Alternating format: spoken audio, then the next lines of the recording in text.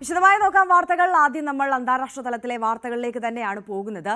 Doha ആക്രമണത്തിൽ ഇസ്രായേലിനെതിരെ ഒന്നിച്ചുകൂടാൻ Arab രാജ്യങ്ങൾ. ഇസ്രായേൽ ആക്രമണത്തിന് മറുപടി നൽകാൻ അടിയന്തര അറബ് ഇസ്ലാമിക് ഉച്ചകോടി തിങ്കളാഴ്ച ചേരും. ഇസ്രായേലിന് ഏത് രീതിയിൽ മറുപടി നൽകണമെന്നതും ഉച്ചകോടിയിൽ ചർച്ചയാകും. അതിനിടെ പലസ്തീൻ രാഷ്ട്രം ഉണ്ടാകില്ലെന്ന വാഗ്ദാനം നിറവേറ്റുമെന്ന് ഇസ്രായേൽ പ്രധാനമന്ത്രി ബെഞ്ചമിൻ നെതന്യാഹു വ്യക്തമാക്കി. MG മിഥുൻ കൂടുതൽ വിവരങ്ങളുമായി നമുക്കൊപ്പം ചേരുകയാണ്. Mithun, good morning. ഇസ്രായേലിനെതിരെയുള്ള നിലപാട് കടുപ്പിക്കുകയാണ് അറബ് രാജ്യങ്ങൾ. ഇപ്പോൾ തിങ്കളാഴ്ച ചേരാൻ പോകുന്ന ഉച്ചകോടി അതീവ നിർണായകമാണ്. പ്രധാനപ്പെട്ട പ്രഖ്യാപനങ്ങൾ ഉണ്ടാകുമെന്ന് പ്രതീക്ഷിക്കണം, അല്ലേ? അരെ, ഗുഡ് മോർണിംഗ്. തീർച്ചയായും അങ്ങനൊരു കാര്യങ്ങളൊക്കെ തന്നെ നമുക്ക് മുന്നിൽ കാണേണ്ടിയിരിക്കുന്നു. കാരണം പ്രധാനമായും ഇത്തരത്തിൽ GCC രാജ്യങ്ങൾ ഒരുമിച്ച് കൂടുന്ന ഒരു സ്ഥിതിവിശേഷം, ഈ ഒരു തീരുമാനം അല്ലെങ്കിൽ ഇസ്രായേലിൻ്റെ ഭാഗത്തു നിന്നുണ്ടായിട്ടുള്ള ആ ഒരു നടപടി അത് ഒരു തരത്തിലും അംഗീകരിക്കാൻ കഴിയില്ല എന്ന നിലപാടിലാണ് ഇവർ മുന്നോട്ട് പോവുകയും ചെയ്യുന്നത്. അതുകൊണ്ട് തന്നെയാണ് അടിയന്തരമായി ഇങ്ങനെ ഒരു യോഗം വിളിച്ചു ചേർക്കാൻ അല്ലെങ്കിൽ ഒരു ഉച്ചകോടി വിളിച്ചു ചേർക്കാൻ തീരുമാനിക്കുകയും ചെയ്തത്. ഖത്തർ അതിന് മുൻകൈ എടുക്കുകയും ചെയ്തത് എന്നുള്ളതും ഏറ്റവും ശ്രദ്ധേയമായിട്ടുള്ള കാര്യമാണ്. അതിൽ ഞായറാഴ്ച ഈ രാജ്യങ്ങളുടെ വിദേശകാര്യമന്ത്രിമാരുടെ യോഗം ചേരും. അതിനുശേഷം തിങ്കളാഴ്ചയാണ് ഉച്ചകോടിയിൽ ഈ ഇസ്രായേലിനെതിരെ ഏത് തരത്തിലുള്ള തിരിച്ചടി നൽകണം അല്ലെങ്കിൽ അത് സംബന്ധിച്ചുള്ള കാര്യങ്ങളൊക്കെ ചർച്ചയാവുകയും ഒപ്പം തന്നെ അതിലൊരു അന്തിമ തീരുമാനമുണ്ടാവുകയും ചെയ്യുക എന്നുള്ളതാണ് നമുക്ക് മനസ്സിലാക്കാൻ സാധിക്കുകയും ചെയ്തത്. കാരണം ഒരിക്കലും അംഗീകരിക്കാൻ കഴിയാത്ത ഒരു നടപടിയാണ് ഇസ്രായേലിൻ്റെ ഭാഗത്തു നിന്നുണ്ടായത്. ഒപ്പം തന്നെ അറബ് രാഷ്ട്രങ്ങൾക്ക് മേൽ നിരന്തരം ഇങ്ങനെയുള്ള ആക്രമണങ്ങൾ ഇസ്രായേലിൻ്റെ ഭാഗത്തു നിന്നും ഉണ്ടാവുകയും ചെയ്യുന്നു. കഴിഞ്ഞ 72 മണിക്കൂറിനിടെ ഏകദേശം 6ഓളം രാജ്യങ്ങൾക്ക് മേൽ ഇസ്രായേലിൻ്റെ ആക്രമണം ഉണ്ടായി. കഴിഞ്ഞ ദിവസം യമനിലും സമാനമായ ആക്രമണം ഉണ്ടാകുന്ന സ്ഥിതിവിശേഷം ഉണ്ടായിരുന്നു. അതുകൊണ്ട് തന്നെ ഇത് ഇനി ഇങ്ങനെ മുന്നോട്ട് പോകാൻ സാധിക്കില്ല എന്നുള്ള നിലപാടിലാണ് അറബ് രാഷ്ട്രങ്ങളുള്ളത്. അതുകൊണ്ട് തന്നെയാണ് കടുത്ത നിലപാടിലേക്ക് അല്ലെങ്കിൽ കടുത്ത നടപടികളിലേക്ക് അറബ് രാഷ്ട്രങ്ങൾ കടക്കുകയും ചെയ്തത് എന്നുള്ളത് തന്നെയാണ്. അതിനിടെ അമേരിക്കൻ പ്രസിഡന്റ് ഡൊണാൾഡ് ട്രംപ് അതൃപ്തി അറിയിച്ചുകൊണ്ട് രംഗത്ത് വന്നിരിക്കുന്നു എന്നുള്ളതാണ്. നേരത്തെ തന്നെ ഈ ആക്രമണത്തിന് പിന്നാലെ ബെഞ്ചമിൻ നെതന്യാഹുവുമായി സംസാരിച്ചിരുന്നു. ഇന്നലെയും വീണ്ടും നെതന്യാഹുവുമായി ട്രംപ് ഫോണിൽ സംസാരിക്കുകയും ഒപ്പം തന്നെ ഉചിതമായ നടപടിയല്ല ഉണ്ടായത് ഇത്തരത്തിൽ ഇസ്രായേലിൻ്റെ ഭാഗത്തു നിന്നുണ്ടായത്. ഇത്തരത്തിലൊരു തീരുമാനം അത് കൂടിയാലോചനകൾക്ക് ശേഷം മാത്രമായിരുന്നു ഇങ്ങനൊരു ആക്രമണം നടത്തുന്നതെങ്കിൽ അത് സംബന്ധിച്ചുള്ള തീരുമാനം എടുക്കേണ്ടിയിരുന്നത്. ഒപ്പം തന്നെ അത് സംബന്ധിച്ചുള്ള കൃത്യമായ വിവരങ്ങൾ തന്നെ നേരത്തെ ധരിപ്പിക്കണമായിരുന്നു എന്നടക്കമുള്ള കാര്യങ്ങളായിരുന്നു ഈ ഫോൺ കോളിൽ ട്രംപ് മുന്നോട്ട് വെച്ച പ്രധാനപ്പെട്ട കാര്യങ്ങളെന്നാണ് നമുക്ക് മനസ്സിലാക്കാൻ സാധിക്കുന്നത്. അതേസമയം കുറച്ച് സമയം മാത്രമേ ഈ ആക്രമണവുമായി ബന്ധപ്പെട്ട് അല്ലെങ്കിൽ ആക്രമണം നടത്തുന്നതുമായി ബന്ധപ്പെട്ട് കിട്ടിയുള്ളൂ. അതിൽ സൂചന ലഭിച്ച ഉടൻ തന്നെ ആ സമയത്ത് തന്നെ ആക്രമിക്കാൻ തീരുമാനിക്കുകയായിരുന്നു എന്നാണ് ബെഞ്ചമിൻ നെതന്യാഹു മറുപടി നൽകുകയും ചെയ്തത്. അതിനിടയിലാണ് ഈ ലോകരാഷ്ട്രങ്ങളൊക്കെ അല്ലെങ്കിൽ ഈ അറബ് രാഷ്ട്രങ്ങളൊക്കെ ഒന്നിച്ചുകൂടുന്ന സാഹചര്യം. ഒപ്പം തന്നെ UN രക്ഷാസമിതിയിലടക്കം ഇസ്രായേലിനെതിരെ കടുത്ത നിലപാട് സ്വീകരിക്കുകയും ചെയ്ത പശ്ചാത്തലത്തിൽ കൂടിയാണ് ഇന്നലെ അധിനിവേശ വെസ്റ്റ് ഹാമിൽ നടന്ന ഈ കുടിയേറ്റ പ്രദേശത്ത് നടന്ന ഒരു ചടങ്ങിൽ ബെഞ്ചമിൻ നെതന്യാഹു അവിടുത്തെ ജനങ്ങൾക്ക് ഒരു ഉറപ്പ് നൽകുന്നു. അതിനെ സംബന്ധിച്ചൊരു സുപ്രധാന കരാറിൽ അദ്ദേഹം ഒപ്പിടുന്നു. അതായത് ഒരു തരത്തിലും പലസ്തീൻ ഒരു സ്വതന്ത്ര രാജ്യമായി മാറില്ല എന്നുള്ള ഉറപ്പാണ് നൽകുകയും ചെയ്ത് ഇനി കാണാൻ പോകുന്നത് കണ്ടോളൂ. ഇനിയുള്ള ദിവസങ്ങൾ അത് പലസ്തീനെ സ്വതന്ത്രമാക്കില്ല എന്നുള്ള നിലപാട് തന്നെയാണ്. അതിനെ വീണ്ടെടുത്തുകൊണ്ട് അത് അവിടെയെല്ലാം തന്നെ ഈ ജനസംഖ്യ ഇരട്ടിയാക്കുകയും ചെയ്യും. ഒപ്പം തന്നെ അതിൻ്റെ ഭരണം അത് ആർക്ക് അടക്കമുള്ള കാര്യങ്ങൾ കണ്ടോളൂ എന്നുള്ള ചില പരാമർശങ്ങളായിരുന്നു ബെഞ്ചമിൻ നെതന്യാഹുവിന്റെ ഭാഗത്തുനിന്ന്. നമുക്കറിയാം, ഈ ഹമാസ് നേതാക്കൾ ഖത്തറിൽ മധ്യസ്ഥ ചർച്ചയുമായി ബന്ധപ്പെട്ട് സമാധാന ചർച്ചയുമായി ബന്ധപ്പെട്ട് എത്തിയ സമയത്താണ് ഇസ്രായേലിന്റെ ഈ പ്ലാൻ ചെയ്തിട്ടുള്ള അറ്റാക്ക് നടക്കുന്നത്. മാത്രമല്ല, ഇപ്പോൾ ഒരേ സമയം മിഥുൻ സൂചിപ്പിച്ചതുപോലെ തന്നെ 6 രാജ്യങ്ങളിലേക്കടക്കം ഈ ആക്രമണം വ്യാപിപ്പിക്കുകയും ചെയ്തു. ഇപ്പോൾ ബെഞ്ചമിൻ നെതന്യാഹുവിന്റെ വാക്കുകൾ കൂടി വിലയിരുത്തുമ്പോൾ ഒരു സമാധാന ചർച്ചയ്ക്കോ വെടിനിർത്തൽ കരാറിനോ ഒന്നും ഇസ്രായേൽ വഴങ്ങുകയില്ല എന്നതുകൂടിയല്ലേ വ്യക്തമാകുന്നത്? ആര്യ, തീർച്ചയായും അങ്ങനെ തന്നെയാണ്. അത് തന്നെയാണ് സൂചന നൽകുകയും ചെയ്യുന്നത്. അതിലേറ്റവും പ്രധാനപ്പെട്ട കാര്യം ഖത്തറിനൊരു മുന്നറിയിപ്പ് കൂടി നൽകുന്നുണ്ട്. ഇപ്പോഴുള്ള ഹമാസ് നേതാക്കൾക്ക് സംരക്ഷണം ഒരുക്കുന്നത് ഖത്തർ തന്നെയാണ് എന്നുള്ള ഒരു വിലയിരുത്തൽ ഇസ്രായേലിനുണ്ട്. അതുകൊണ്ട് തന്നെ ഹമാസ് നേതാക്കൾ ഖത്തറിലുണ്ട് എങ്കിൽ അവരെ ഉടൻ തന്നെ പുറത്താക്കണം, അല്ലെങ്കിൽ അതിൻ്റെ പ്രത്യാഘാതം അതിലും വലുതായിരിക്കും. ഇനിയും ആക്രമണം നടത്തിയേക്കാം എന്നുള്ള സൂചന കൂടി ഇതിലൂടെ നൽകുകയും ചെയ്യുന്നുണ്ട്. അതായത് ഒരു തരത്തിലും ഈ സമാധാന ചർച്ചയുമായി ഇനി മുന്നോട്ട് പോകാൻ സാധിക്കില്ല എന്ന നിലപാട് ഇസ്രായേൽ സ്വീകരിക്കുന്നതെന്ന് തന്നെയാണ് നമുക്കിതിലൂടെ മനസ്സിലാക്കാൻ സാധിക്കുന്നത്. അതുകൊണ്ട് തന്നെയാണ് ഇത്രയും രാജ്യങ്ങൾ എതിരായി രംഗത്ത് വരികയും ഒപ്പം തന്നെ എല്ലാ കാലത്തും സപ്പോർട്ട് ചെയ്യുന്ന അല്ലെങ്കിൽ പിന്തുണ ഏറ്റവും കൂടുതൽ നൽകുന്ന US അടക്കം ഇക്കാര്യത്തിൽ അതൃപ്തി രേഖപ്പെടുത്തി രംഗത്ത് വരുന്ന ഒരു പശ്ചാത്തലം, ഇന്ത്യ അടക്കമുള്ള രാജ്യങ്ങൾ അപലപിച്ചുകൊണ്ട് രംഗത്ത് വരുന്ന പശ്ചാത്തലം. എന്നിട്ട് പോലും തന്നെ ഈ ഒരു തീരുമാനത്തിൽ നിന്ന് പിന്നോട്ട് പോകുന്നില്ല ബെഞ്ചമിൻ നെതന്യാഹു എന്നുള്ളത് തന്നെയാണ്. ആക്രമണം തുടർന്നുകൊണ്ട് മുന്നോട്ട് പോകാൻ അവർ തീരുമാനിക്കുന്നു. ഗാസയിലെ രക്തച്ചൊരിച്ചിൽ അവസാനിപ്പിക്കാൻ അവർ ആഗ്രഹിക്കുന്നില്ല.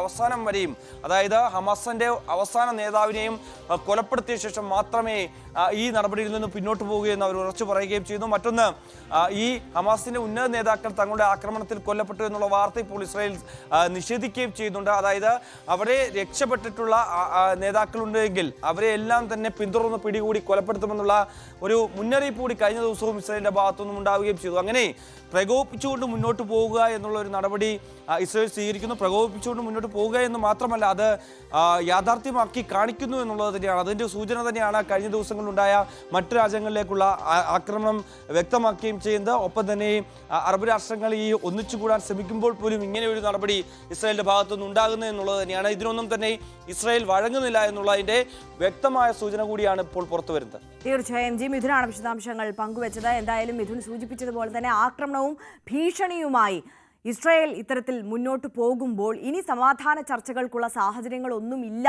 എന്ന തരത്തിലുള്ള ഒരു പ്രതികരണം തന്നെയാണ് കഴിഞ്ഞ ദിവസം ഖത്തർ ഭരണാധികാരിയുടെ ഭാഗത്തു നിന്ന് വന്നത്. അതേസമയം തന്നെ അറബ് രാഷ്ട്രങ്ങൾ ഇസ്രായേലിനെതിരെ ഒരുമിച്ച് നിന്നുകൊണ്ട് നിലപാടെടുക്കുന്ന സാഹചര്യത്തിലേക്ക് എത്തുന്നു.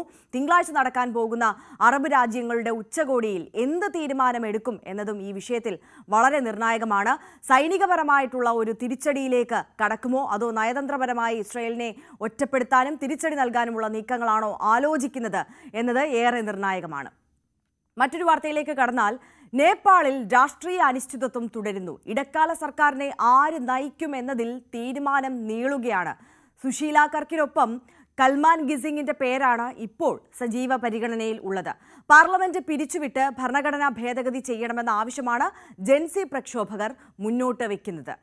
മിഥുൻ നമുക്കൊപ്പം തുടരുന്നുണ്ട്. മിഥുൻ, കഴിഞ്ഞ ദിവസം തന്നെ ജൻസികൾ അവരുടെ ആവശ്യങ്ങൾ പലതും മുന്നോട്ട് വെച്ചതാണ്. അതിൽ പ്രധാനപ്പെട്ട ഒന്നാണ് ഈ ഭരണകൂടം മാറുക, അതിനപ്പുറം ഈ ഭരണഘടന പോലും ഭേദഗതി ചെയ്യുന്ന നടപടിയിലേക്ക് നീങ്ങണമെന്നുള്ളത്. പക്ഷേ ആരാണ് അവരുടെ പുതിയ ഭരണാധികാരിയായി എത്തേണ്ടത്, സർക്കാർ രൂപീകരിക്കേണ്ടത് എങ്ങനെയാണ് എന്നതിനെ സംബന്ധിച്ച് ഈ ജൻസി പ്രക്ഷോഭകർക്കിടയിൽ വലിയ അഭിപ്രായ വ്യത്യാസം നിലനിൽക്കുകയാണല്ലേ? ആര്യ, അതായത് 3 പേരുകളായിരുന്നു ഇത്തരത്തിൽ ഈ ജൻസി പ്രക്ഷോഭകർ മുന്നോട്ട് വെച്ചത്. അതിൽ ഏറ്റവും പ്രധാനിയായിട്ടുള്ളത് കുൽമാൻ സിംഗിനുൾപ്പെടെ ഉള്ളവരുടെ പേരുകളായിരുന്നു. അതിൽ മുൻ chief justice Sushila Karki, Kathmandu mayor Balendra Shah എന്നിവരുടെ പേരുകളായിരുന്നു. അങ്ങനെ ഈ 3 പേരുകളായിരുന്നു. അതിൽ ഒരു അന്തിമ തീരുമാനത്തിലേക്ക് എത്താനുള്ളൊരു നടപടി അവർ സ്വീകരിച്ചു വരികയാണ്. പക്ഷേ അതിനിടയിൽ തന്നെയാണ് ഈ പേരുകൾ ചൊല്ലി ചില തർക്കങ്ങൾ ഈ ജൻസി പ്രക്ഷോഭകർക്കിടയിൽ ഉണ്ട് എന്നുള്ള സൂചനകൾ കൂടി വരുന്നത്. അങ്ങനെ ഒരു രാഷ്ട്രീയ അനിശ്ചിതത്വത്തിലേക്ക് കാര്യങ്ങൾ പോകുന്നു എന്നുള്ളത് തന്നെയാണ്. സൈന്യത്തിന് ഏകോപിപ്പിക്കാൻ സാധിക്കുന്നില്ല. പക്ഷേ അക്രമ സംഭവങ്ങൾക്കൊക്കെ ഒരു നേരിയ തോതിലൊരു അയവ് വരികയും ചെയ്തിട്ടുണ്ട്. സമാധാനത്തിലേക്ക് പോകുന്ന രീതിയിലേക്ക് പോവുകയും ചെയ്തിട്ടുണ്ട്. പക്ഷേ സൈന്യം ഇപ്പോൾ വീണ്ടും കർഫ്യൂ രാജ്യവ്യാപകം വ്യാപിക്കുകയും ചെയ്തിട്ടുണ്ട്. കാരണം പ്രധാനപ്പെട്ട നഗരങ്ങൾ കേന്ദ്രീകരിച്ച് സൈന്യം വളയുകയും ഒപ്പം തന്നെ ഇവരെയൊക്കെ മറ്റ് സുരക്ഷിതമായ സ്ഥലങ്ങളിലേക്ക്, സാധാരണക്കാരായിട്ടുള്ള ജനങ്ങളെയും ഒക്കെ സുരക്ഷിതമായ സ്ഥലങ്ങളിലേക്ക് മാറ്റുന്നതൊക്കെ നമ്മൾ കാണുകയും ചെയ്തതാണ്. ഒപ്പം തന്നെ മന്ത്രിമാരുടെ കുടുംബമൊക്കെ ഹെലികോപ്റ്ററിൽ കയറി രക്ഷപ്പെട്ടു പോകുന്നതും തൂങ്ങിക്കിടന്ന് രക്ഷപ്പെട്ടു പോകുന്ന ദൃശ്യങ്ങളും ഒക്കെ കഴിഞ്ഞ ദിവസങ്ങളിൽ പുറത്തു വരികയും ചെയ്തതാണ്. ഇപ്പോഴുള്ള പ്രധാനപ്പെട്ട അനിശ്ചിതത്വം എന്ന് പറയുന്നത് ഇനി ഈ നേപ്പാളിനെ ആര് നയിക്കുമെന്നുള്ളത് സംബന്ധിച്ചാണ്. അതിലേറ്റവും പ്രധാനമായി നമുക്ക് ലഭ്യമാകുന്ന വിവരങ്ങൾ അനുസരിച്ച് കുൽമാൻ ഗിസിങ്ങിൻ്റെ പേരാണ് ഇതിൽ ഏറ്റവും പ്രധാനമായി നമുക്ക് ലഭ്യമാകുന്ന വിവരം. അതായത് മുൻ വൈദ്യുതി ബോർഡ് ചെയർമാൻ കൂടിയായിരുന്നു അദ്ദേഹം. ഈ രാജ്യത്തെ തീവ്രമായ വൈദ്യുതി പ്രതിസന്ധി പരിഹരിച്ച വ്യക്തിത്വങ്ങളിൽ ഒന്നായിരുന്നു. പക്ഷേ ഇദ്ദേഹത്തെ കഴിഞ്ഞ നേപ്പാൾ സർക്കാർ 2016 ഇദ്ദേഹത്തെ പുറത്താക്കിയതായിരുന്നു. ഈ വൈദ്യുതി ബോർഡ് ചെയർമാൻ സ്ഥാനത്ത് നിന്ന് നീക്കം ചെയ്ത ഒരു വ്യക്തി കൂടിയാണ് കുൽമാൻ ഗിസിങ്.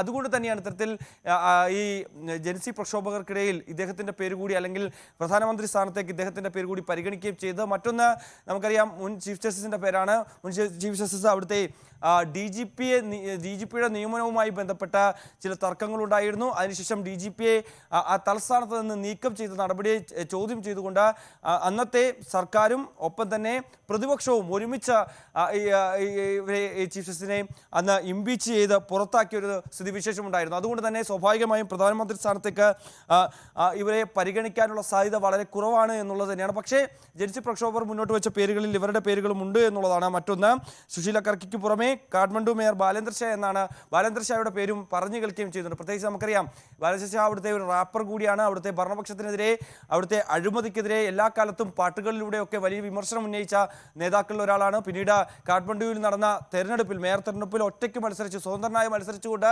61,000-ലധികം വോട്ടുകളുടെ ഭൂരിപക്ഷത്തിൽ വിജയിച്ച് കയറിയിട്ടുള്ള നേതാവ് കൂടിയാണ്. അതുകൊണ്ട് തന്നെ അങ്ങനെ ഒരാളുടെ പേര് കൂടി അവർ മുന്നോട്ട് വയ്ക്കുകയും ചെയ്യുന്നുണ്ട്. പക്ഷേ നേരത്തെ ഈ ജൻസി പ്രക്ഷോഭമൊക്കെ ആരംഭിക്കുന്നതിന് മുമ്പ് തന്നെ ഈ പ്രക്ഷോഭത്തിന്റെ ഭാഗമാണെന്നുള്ള നിർദ്ദേശം ഈ ഇദ്ദേഹത്തിന് മുന്നിലേക്ക് ജൻസി വിഭാഗം മുന്നോട്ട് വെച്ചിരുന്നു. പക്ഷേ തനിക്ക് 35 വയസ്സായതിനാൽ തന്നെ താൻ നേരിട്ട് ഈ ഒരു പ്രക്ഷോഭത്തിൽ പങ്കെടുക്കുന്നില്ല. പക്ഷേ എല്ലാവിധ പിന്തുണയും താൻ വാഗ്ദാനം നൽകുന്നുവെന്ന് അദ്ദേഹം അറിയിക്കുകയും ചെയ്തതാണ്. അങ്ങനെ ഈ 3 പേരുടെ പേരിലേക്കാണ് ഇപ്പോൾ കാര്യങ്ങൾ എത്തിയിരിക്കുന്നത്. ഒരു പക്ഷേ കുൽമാൻ ഗിൽസിംഗിലേക്ക് അന്തിമമായി എത്താനുള്ള സാധ്യത തന്നെയാണ് നമുക്ക് ഈ ഒരു ഘട്ടത്തിൽ കാണാൻ സാധിക്കുന്നത്. മറ്റൊന്ന്, ഈ പ്രക്ഷോഭകർ അടിച്ചു തകർത്ത പല മേഖലകളുണ്ട്. പാർലമെന്റ് മന്ദിരമുണ്ട്, ഒപ്പം തന്നെ സുപ്രീം കോടതിയുണ്ട്. പല ജയിലുകളും ഇത്തരത്തിൽ ആക്രമികൾ ആക്രമിക്കുകയും അവിടുത്തെ ജയിലിൽ കഴിഞ്ഞിരുന്ന അതായത് പ്രതികളെയൊക്കെ പുറത്താക്കുകയും ചെയ്തൊരു പശ്ചാത്തലമുണ്ടായിരുന്നു. അവരൊക്കെ ഇന്ത്യയുടെ അതിർത്തിയിലേക്ക് കടന്നു കയറുകയും ഒക്കെ ചെയ്തതായിട്ടുള്ള വിവരങ്ങളുണ്ട്. ആ അതിർത്തി മേഖലയിൽ ഇന്ത്യ കഴിഞ്ഞ ദിവസം തന്നെ പ്രധാനമന്ത്രിയുടെ അധ്യക്ഷതയിൽ ചേർന്ന യോഗത്തിൽ വിശദമായി വിലയിരുത്തുകയും ഒപ്പം തന്നെ സംസ്ഥാനങ്ങളോട് നിർദ്ദേശം നൽകുകയും ചെയ്തിട്ടുണ്ടായിരുന്നു. അതായത് അർദ്ധസൈനിക വിഭാഗങ്ങളോട് അവിടെ കൃത്യമായി പരിശോധന നടത്തുക, മറ്റേതെങ്കിലും തരത്തിൽ ആളുകൾ പ്രവേശിക്കുന്നുണ്ടോ, പലായനം ചെയ്ത ആളുകൾ എവിടേക്ക് വരുന്നുണ്ടോ, അതൊക്കെ നിരീക്ഷിക്കാനുള്ള നിർദ്ദേശം നൽകുകയും ചെയ്തിട്ടുണ്ടായിരുന്നു. അതിൻ്റെ അടിസ്ഥാനത്തിൽ കഴിഞ്ഞ ദിവസം UP അതിർത്തിയിൽ നിന്ന് നിരവധി പേരെ പിടികൂടുകയും ചെയ്തൊരു സ്ഥിതിവിശേഷമുണ്ട്. അതുകൊണ്ട് തന്നെ അങ്ങനെ രാജ്യവും കനത്ത സുരക്ഷ മുന്നിൽ വെച്ചുകൊണ്ട് തന്നെയാണ് മുന്നോട്ട് പോവുകയും ചെയ്യുന്നത്. അതിനിടെ പ്രക്ഷോഭകാരികളെ ചിലരെ തടങ്കലിലാക്കിയിട്ടുണ്ട്. ഇവരെ പുറത്തുവിടണമെന്നുള്ള ആവശ്യവുമായും ഈ ജൻസി പ്രക്ഷോഭകർ രംഗത്ത് വരുന്നുണ്ട്. ആര്യ, അതായത് ഇപ്പോഴും പൂർണ്ണമായും നേപ്പാളിന്റെ തെരുവ് വീഥികൾ ശാന്തമായിട്ടില്ല എന്നതാണോ സാഹചര്യം? അല്ലെങ്കിൽ കഴിഞ്ഞ ദിവസങ്ങളിലൊക്കെ കണ്ടതുപോലെയുള്ള വലിയ പ്രക്ഷോഭങ്ങൾ, പ്രതിഷേധങ്ങളൊക്കെ ഇപ്പോഴും തെരുവിൽ അരങ്ങേറുന്നുണ്ടോ മിഥുൻ? ഒരു സമാധാനത്തിന്റെ പാതയിലേക്ക് നേപ്പാൾ നീങ്ങുന്നു എന്ന് തന്നെയാണ് നമുക്ക് മനസ്സിലാക്കാൻ സാധിക്കുന്നത്. കഴിഞ്ഞ ദിവസം കാര്യമായ രീതിയിലുള്ള ഒരു പ്രതിഷേധ പ്രകടനങ്ങളോ അല്ലെങ്കിൽ അത്തരത്തിൽ അക്രമ സംഭവങ്ങളോ ഒന്നും തന്നെ അവിടെ നിന്ന് റിപ്പോർട്ട് ചെയ്യുകയും ചെയ്തിട്ടില്ലായിരുന്നു. എല്ലാം സൈന്യത്തിന്റെ നിയന്ത്രണത്തിലേക്ക് വരുന്ന ഒരു കാഴ്ച കാണാൻ സാധിക്കുകയും ചെയ്യുന്നു. മറ്റൊന്ന്, ഞാൻ നേരത്തെ സൂചിപ്പിച്ച പോലെ തന്നെ ഇവരുടെ ആവശ്യങ്ങളൊക്കെ പരിഗണിച്ചു എന്നുള്ള ഒരു കാര്യമായിരുന്നു നേരത്തെ പട്ടാള മേധാവി തന്നെ മുന്നോട്ട് വയ്ക്കുകയും ചെയ്തൊരു കാര്യം. കാരണം നിങ്ങൾ മുന്നോട്ട് വെച്ചിട്ടുള്ള ആവശ്യങ്ങളെല്ലാം അംഗീകരിച്ചിരിക്കുന്നു. സാമൂഹ്യ മാധ്യമങ്ങൾക്ക് മേലുണ്ടായിരുന്ന ആ നിരോധനം അത് കൃത്യമായി ഏകോപിപ്പിക്കാൻ അല്ലെങ്കിൽ അത് പിൻവലിക്കാൻ സാധിക്കുകയും ചെയ്തു. പിന്നീട് പാർലമെന്റ് പിരിച്ചുവിട്ടുകൊണ്ട് അല്ലെങ്കിൽ പ്രധാനമന്ത്രി ശർമ്മ ഒലി അടക്കമുള്ളവർ പുറത്താക്കണം, അല്ലെങ്കിൽ അവർ രാജിവെച്ച് പുറത്തേക്ക് പോകണം എന്നുള്ളൊരു ആവശ്യം ശക്തമായി നിങ്ങൾ ഉന്നയിച്ചതായിരുന്നു. പക്ഷേ അതും അംഗീകരിക്കുകയും പ്രധാനമന്ത്രിക്ക് പുറമെ പ്രസിഡന്റ് ഉൾപ്പെടെയുള്ളവർ രാജിവെച്ച് പുറത്തേക്ക് പോയൊരു സ്ഥിതിവിശേഷം. അതുകൊണ്ട് തന്നെ ഇക്കാര്യങ്ങളൊക്കെ അംഗീകരിച്ചുകൊണ്ട് തന്നെ ഇനി അക്രമ സംഭവങ്ങളിലേക്ക് പോകാൻ പാടില്ല, ഇനിയും ഒരു രക്തച്ചൊരിച്ചിൽ ഉണ്ടാകാൻ പാടില്ല. കാരണം ഇതിനോടകം തന്നെ 34ഓളം പേർ കൊല്ലപ്പെട്ടിരിക്കുന്നു, 100-ലധികം പേർക്ക് ഗുരുതരമായി പരിക്കേറ്റ സ്ഥിതിവിശേഷമുണ്ട്. അതുകൊണ്ട് തന്നെ ഇനിയൊരു അക്രമ സംഭവങ്ങൾക്ക് മുതിരാൻ പാടില്ല, അല്ലെങ്കിൽ കടുത്ത നടപടി സ്വീകരിക്കേണ്ടി വരും എന്നുള്ള ഒരു മുന്നറിയിപ്പ് ഈ പട്ടാള മേധാവിയുടെ ഭാഗത്തു നിന്നൊക്കെ ഉണ്ടായിരുന്നു. അതിനുശേഷം സമാധാനത്തിന്റെ പാതയിലേക്ക് നേപ്പാൾ നീങ്ങുന്നു എന്നുള്ള സൂചനകൾ തന്നെയാണ് നൽകുകയും ചെയ്തിരിക്കുന്നത്. എന്തായാലും ഇപ്പോഴുള്ളത് ഈ രാഷ്ട്രീയ അനിശ്ചിതത്വമാണ്. ഇനി ആര് നേപ്പാളിനെ നയിക്കുമെന്നുള്ളത് തന്നെയാണ്. അത് സംബന്ധിച്ചുള്ള വിവരങ്ങളാണ് ലഭ്യമാകുന്നത്. തീർച്ചയായും MG മിഥുനാണ് വിശദാംശങ്ങളുമായി നമുക്കൊപ്പം ചേർന്നത്.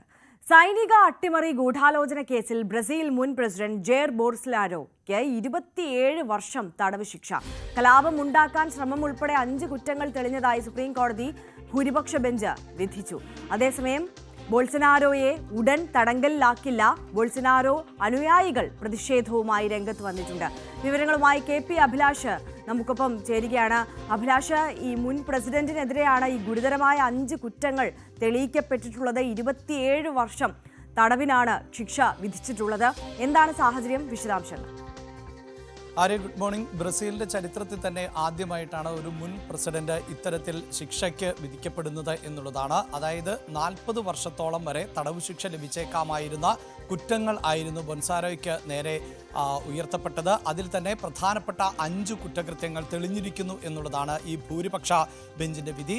ബ്രസീലിലെ 5-അംഗ സുപ്രീം കോടതി ബെഞ്ചാണ് ഇത് സംബന്ധിച്ച വിധി പുറപ്പെടുവിച്ചിട്ടുള്ളത്. ഇതിൽ 4 ജഡ്ജിമാർ ബോൾസനാരോ കുറ്റക്കാരൻ എന്ന് കണ്ടെത്തുമ്പോൾ ഒരു ജഡ്ജ് മാത്രം വിഭിന്നമായ വിധിയാണ് എഴുതിയിട്ടുള്ളത്. ബോൾസനാരോയെ ശിക്ഷിക്കരുത് എന്നുള്ളതാണ് ഈ ജഡ്ജിന്റെ വിലയിരുത്തൽ. 2022 പ്രസിഡന്റ് തെരഞ്ഞെടുപ്പിന് ശേഷം ബൊൾസനാരോ രാജ്യത്ത് സൈനിക അട്ടിമറിക്ക് ശ്രമിച്ചു എന്നുള്ളതാണ് പ്രധാനപ്പെട്ട കുറ്റം എന്നത്. പ്രത്യേകിച്ച് ആ തെരഞ്ഞെടുപ്പിൽ 2022 ലുല ഡിസിൽവ ആണ് അധികാരത്തിൽ ഏറിയത്. പക്ഷേ ഭരണം നിലനിർത്തുന്നതിനും ഡിസിൽവ ഭരണത്തെ അധികാരത്തിലേറുന്നതിൽ നിന്ന് തടസ്സപ്പെടുത്തുന്നതിനും വേണ്ടിയുള്ള ഗൂഢനീക്കങ്ങൾ നടത്തി ബൊൾസനാരോ എന്നുള്ളതായിരുന്നു പ്രധാനപ്പെട്ട ആക്ഷേപം. ഇതിന് സൈന്യത്തെ അനധികൃതമായി ഉപയോഗിക്കാൻ ശ്രമിച്ചു എന്നുള്ളതാണ് മറ്റൊരു കുറ്റമായിട്ടുള്ളത്. അതോടൊപ്പം തന്നെ പൊതുമുതൽ ഉൾപ്പെടെ നശിപ്പിക്കാൻ ശ്രമിച്ചു എന്നുള്ളതാണ് മറ്റൊരു കുറ്റം. ബൊൾസനാരോ എന്നത് ബ്രസീലിൽ വലിയ സ്വാധീനമുള്ള നേതാവ് തന്നെയാണ്. നിരവധി അനുയായികൾ ഉൾപ്പെടെയുള്ള നേതാവാണ്. ഈ അനുയായികളെ അടക്കം ഉപയോഗിച്ചുകൊണ്ട് രാജ്യത്ത് കലാപത്തിനുള്ള ശ്രമം കൂടി നടത്തി ബൊൾസനാരോ എന്ന കുറ്റവും ആണ് ഇപ്പോൾ തെളിയിക്കപ്പെട്ടിട്ടുള്ളത് എന്നുള്ളതാണ്. അതോടൊപ്പം തന്നെ 2023 ജനുവരി 8 ഇതേ ബ്രസീലിൽ തന്നെ വലിയ തോതിൽ ഉള്ള പ്രതിഷേധങ്ങൾ അരങ്ങേറിയിരുന്നു. അതിന് പിന്നിലും ബൊൾസനാരോ തന്നെ ആണ് എന്നും ലുല ഡിസിൽവ സർക്കാരിനെ അട്ടിമറിക്കുന്നതിന് വേണ്ടിയായിരുന്നു ആ പ്രതിഷേധം എന്ന കുറ്റവും നിലനിൽക്കുന്നുണ്ട്. ഇങ്ങനെ വിവിധ കുറ്റങ്ങൾ തെളിയിക്കപ്പെട്ട പശ്ചാത്തലത്തിൽ ആണ് 27 വർഷവും 3 മാസവും തടവ് ശിക്ഷയ്ക്ക് ഇപ്പോൾ സുപ്രീം കോടതി വിധിച്ചിട്ടുള്ളത്. സുപ്രീം കോടതിയുടെ ഭൂരിപക്ഷ ബെഞ്ചാണ് ഇത്തരത്തിൽ ഒരു വിധി പ്രസ്താവിച്ചിട്ടുള്ളത്. അതേസമയം ബൊൾസനാരോയെ ഉടൻ തടങ്കലിൽ ആക്കില്ല എന്നാണ് നമുക്ക് മനസ്സിലാക്കാൻ സാധിക്കുന്നത്. പ്രത്യേകിച്ച് ഇങ്ങനെ ഒരു ഭൂരിപക്ഷ വിധി വന്നതിന് ശേഷം തന്നെ ബൊൾസനാരോയുടെ അനുയായികൾ വലിയ പ്രതിഷേധത്തിൽ ആണ് എന്നാണ് മനസ്സിലാക്കാൻ സാധിക്കുന്നത്. മാത്രവുമല്ല ബൊൾസനാരോയുടെ മൂത്ത മകൻ തന്നെ ഈ കേസുമായി ബന്ധപ്പെട്ട് പ്രതികരിച്ചത്, ഫ്ലാവിയോ ബൊൾസനാരോ പ്രതികരിച്ചത് പരമോന്നത കോടതിയുടെ പരമോന്നത പീഡനം എന്നാണ്. ഈ കോടതി വിധി എന്നത് രാഷ്ട്രീയ പകപോക്കൽ ആണ് എന്നും ഏതെങ്കിലും തെളിവുകളുടെ അടിസ്ഥാനത്തിലല്ല ഇത്തരത്തിലൊരു വിധി പ്രഖ്യാപിച്ചത് എന്നുമാണ് ബൊൾസനാരോയുടെ അനുയായികൾ പറയുന്നത്. അതേസമയം ലുല ഡിസിൽവ ആകട്ടെ വ്യക്തമാക്കുന്നത് നൂറുകണക്കിന് ശബ്ദിക്കുന്ന തെളിവുകൾ ഉണ്ട് ബൊൾസനാരോയ്ക്ക് എതിരെ എന്നതാണ്. എന്തായാലും ഒരു ഭാഗത്ത് സ്റ്റേറ്റും മറുഭാഗത്ത് മുൻ പ്രസിഡന്റും ആയിരുന്നു ഈ കേസിലെ കക്ഷികൾ എന്നത് തന്നെയാണ് രാഷ്ട്രീയമായി ഇതിൻ്റെ പ്രാധാന്യം വർദ്ധിപ്പിക്കുന്നത്. അതേസമയം ഇപ്പോഴത്തെ ഈ വിധിയുമായി ബന്ധപ്പെട്ട് പൊതുവെ രാഷ്ട്രീയ നിരീക്ഷകർ വിലയിരുത്തുന്നത് അടുത്ത തെരഞ്ഞെടുപ്പിലും ബൊൾസനാരോ ശക്തമായി തിരിച്ചുവരവ് നടത്തും എന്നും ഈ വിധിയൊക്കെ അപ്രസക്തമാകും എന്നുമുള്ള ഒരു പൊതു വിലയിരുത്തലുണ്ട്. ബൊൾസനാരോയെ തടങ്കലിലാക്കുക എന്നത് പ്രായോഗികമല്ല എന്ന വിലയിരുത്തലുണ്ട്. അത് വലിയ തോതിൽ അരക്ഷിതാവസ്ഥ ബ്രസീലിൽ സൃഷ്ടിക്കുമെന്ന വിലയിരുത്തലുമൊക്കെയുണ്ട്. പക്ഷേ കഴിഞ്ഞ കുറേ നാളുകളായി ബൊൾസനാരോ വീട്ടുതടങ്കലിൽ എന്ന നിലയിൽ തന്നെയാണ്. അദ്ദേഹത്തിന് പല പൊതുരംഗത്ത് അടക്കം സജീവമായി പ്രവർത്തിക്കാൻ പറ്റാത്ത ഒരു സാഹചര്യം ഒക്കെ ആണ് ഉള്ളത്. പക്ഷേ തടങ്കലിൽ, അതായത് 27 വർഷത്തെ ശിക്ഷയ്ക്ക് വിധിച്ചുവെങ്കിലും ഉടൻ തടവറയിലേക്ക് ബൊൾസനാരോയെ മാറ്റില്ല എന്ന തരത്തിലുള്ള റിപ്പോർട്ടുകളുണ്ട്. പക്ഷേ ലുല ഡിസിൽവ കടുത്ത തീരുമാനങ്ങൾ കൈക്കൊള്ളുമോ എന്നത് ഇനിയും കണ്ടറിയേണ്ടതുണ്ട്. അതോടൊപ്പം കൂട്ടിച്ചേർക്കേണ്ടതായി വരുന്നത് ബൊൾസനാരോ എന്നത് എക്കാലത്തും അമേരിക്കൻ അനുകൂലി ആയിരുന്നു എന്നുള്ളതാണ്. പ്രത്യേകിച്ച് ഡൊണാൾഡ് ട്രംപുമായി അടുത്ത ബന്ധം പുലർത്തുന്ന ആൾ കൂടിയാണ്. നമുക്ക് ഓർത്തെടുക്കാൻ പറ്റുന്നത് ഈ അമേരിക്ക പകരച്ചുങ്കം, അധിക ചുങ്കം ഒക്കെ ഏർപ്പെടുത്തുമ്പോൾ അതിലേറ്റവും കൂടുതൽ നികുതി ഏർപ്പെടുത്തിയ മറ്റൊരു രാജ്യം എന്നത് ബ്രസീലാണ്. ഇന്ത്യക്ക് 50% ചുങ്കം ചുമത്തിയപ്പോഴടക്കം ബ്രസീലിന് സമാനമായ ചുങ്കമാണ് ഇന്ത്യക്ക് ചുമത്തിയത് എന്നത് നമ്മൾ റിപ്പോർട്ട് ചെയ്തതാണ്. അപ്പോൾ ബൊൾസനാരോയോടുള്ള ട്രംപിന്റെ അടുപ്പം കൂടിയാണ് ബ്രസീലിൽ ഇത്രമേൽ വലിയ ഒരു ചുങ്കം, 50% അധിക ചുങ്കം ഒക്കെ ചുമത്താൻ ഇടയാക്കിയത് എന്നുള്ളതാണ്. ലുല ഡിസിൽവയുമായുള്ള എതിർപ്പിനെ തുടർന്നാണ്. ഇതിൽ നിന്ന് നമ്മൾ മനസ്സിലാക്കേണ്ടത് പല ലോകരാജ്യങ്ങളും ലുല ഡിസിൽവയെ എതിർക്കുകയും ബൊൾസനാരോയെ അനുകൂലിക്കുകയും ചെയ്യുന്ന സാഹചര്യം ഉണ്ട് എന്നത് തന്നെയാണ്. അത് ഈ ബൊൾസനാരോ അനുയായികൾക്ക് കൂടുതൽ ഊർജം പകരുന്ന പശ്ചാത്തലം കൂടിയാണ് സൃഷ്ടിച്ചെടുക്കുക. അതുകൊണ്ട് തന്നെയാണ് ബൊൾസനാരോ കുറ്റക്കാരനാണ് എന്ന് കണ്ടെത്തുമ്പോൾ പോലും ശിക്ഷ നൽകുക എന്നത് എത്രത്തോളം പ്രായോഗികമാണ് എന്നത് സംശയമുണ്ടാകുന്നത്. ഒരു കാര്യം കൂടി സൂചിപ്പിക്കാനുള്ളത്, ബൊൾസനാരോയ്ക്ക് ഇനി ഇതിന്മേൽ അപ്പീൽ നൽകാനുള്ള അവകാശമുണ്ട് എന്നാണ് മനസ്സിലാക്കാൻ സാധിക്കുന്നത്. 60 ദിവസത്തിനകം മേൽക്കോടതിയെ സമീപിക്കാം. അതായത് ബ്രസീലിലെ സുപ്രീം കോടതിയുടെ ഫുൾ ബെഞ്ച് എന്നത് 11 ജഡ്ജിമാർ ഉൾപ്പെടുന്ന ഫുൾ ബെഞ്ച് എന്നാണ് നമുക്ക് മനസ്സിലാക്കാൻ സാധിക്കുന്നത്. ഈ വിധിയെ ചോദ്യം ചെയ്തുകൊണ്ട്, അതായത് ഈ 5 അംഗ ബെഞ്ചിൽ ഒരു ജഡ്ജി എതിർവാദം ഉന്നയിച്ച പശ്ചാത്തലത്തിൽ അല്ലെങ്കിൽ എതിർവിധി പുറപ്പെടുവിച്ച പശ്ചാത്തലത്തിൽ അപ്പീൽ നൽകുന്നതിന് ഓപ്ഷൻ ഉണ്ട് എന്നാണ് നമുക്ക് മനസ്സിലാക്കാൻ സാധിക്കുന്നത്. അത് പക്ഷേ സാങ്കേതികമായി അതിൽ കുറച്ചുകൂടി വ്യക്തത കൈവരേണ്ടതുണ്ട്. അങ്ങനെയെങ്കിൽ ഒരു പക്ഷേ ഈ 11 അംഗ വിശാല ബെഞ്ചിലേക്ക് അപ്പീൽ നൽകുവാനുള്ള സാധ്യതയുണ്ട്. ആ അപ്പീൽ കോടതി കൂടി അന്തിമമായൊരു വിധി പ്രഖ്യാപിക്കുമ്പോഴായിരിക്കാം ഈ ശിക്ഷ ശരിവെക്കുന്ന പശ്ചാത്തലം ഉണ്ടാവുക. ആര്യ, യെസ്, KP അഭിലാഷാണ് വിശദാംശങ്ങളുമായി നമുക്കൊപ്പം ചേർന്നത് KP തുടരുക. മറ്റൊരു വാർത്തയുടെ വിശദാംശങ്ങൾ കൂടി ചോദിച്ചറിയേണ്ടതുണ്ട്. വലതുപക്ഷ ആക്ടിവിസ്റ്റ് ആയിരുന്ന ചാർലി കിർക്ക് വെടിയേറ്റ് മരിച്ച സംഭവത്തിൽ പ്രതിയെന്ന് സംശയിക്കുന്ന ആളുടെ ചിത്രം പുറത്തുവിട്ട് FBI.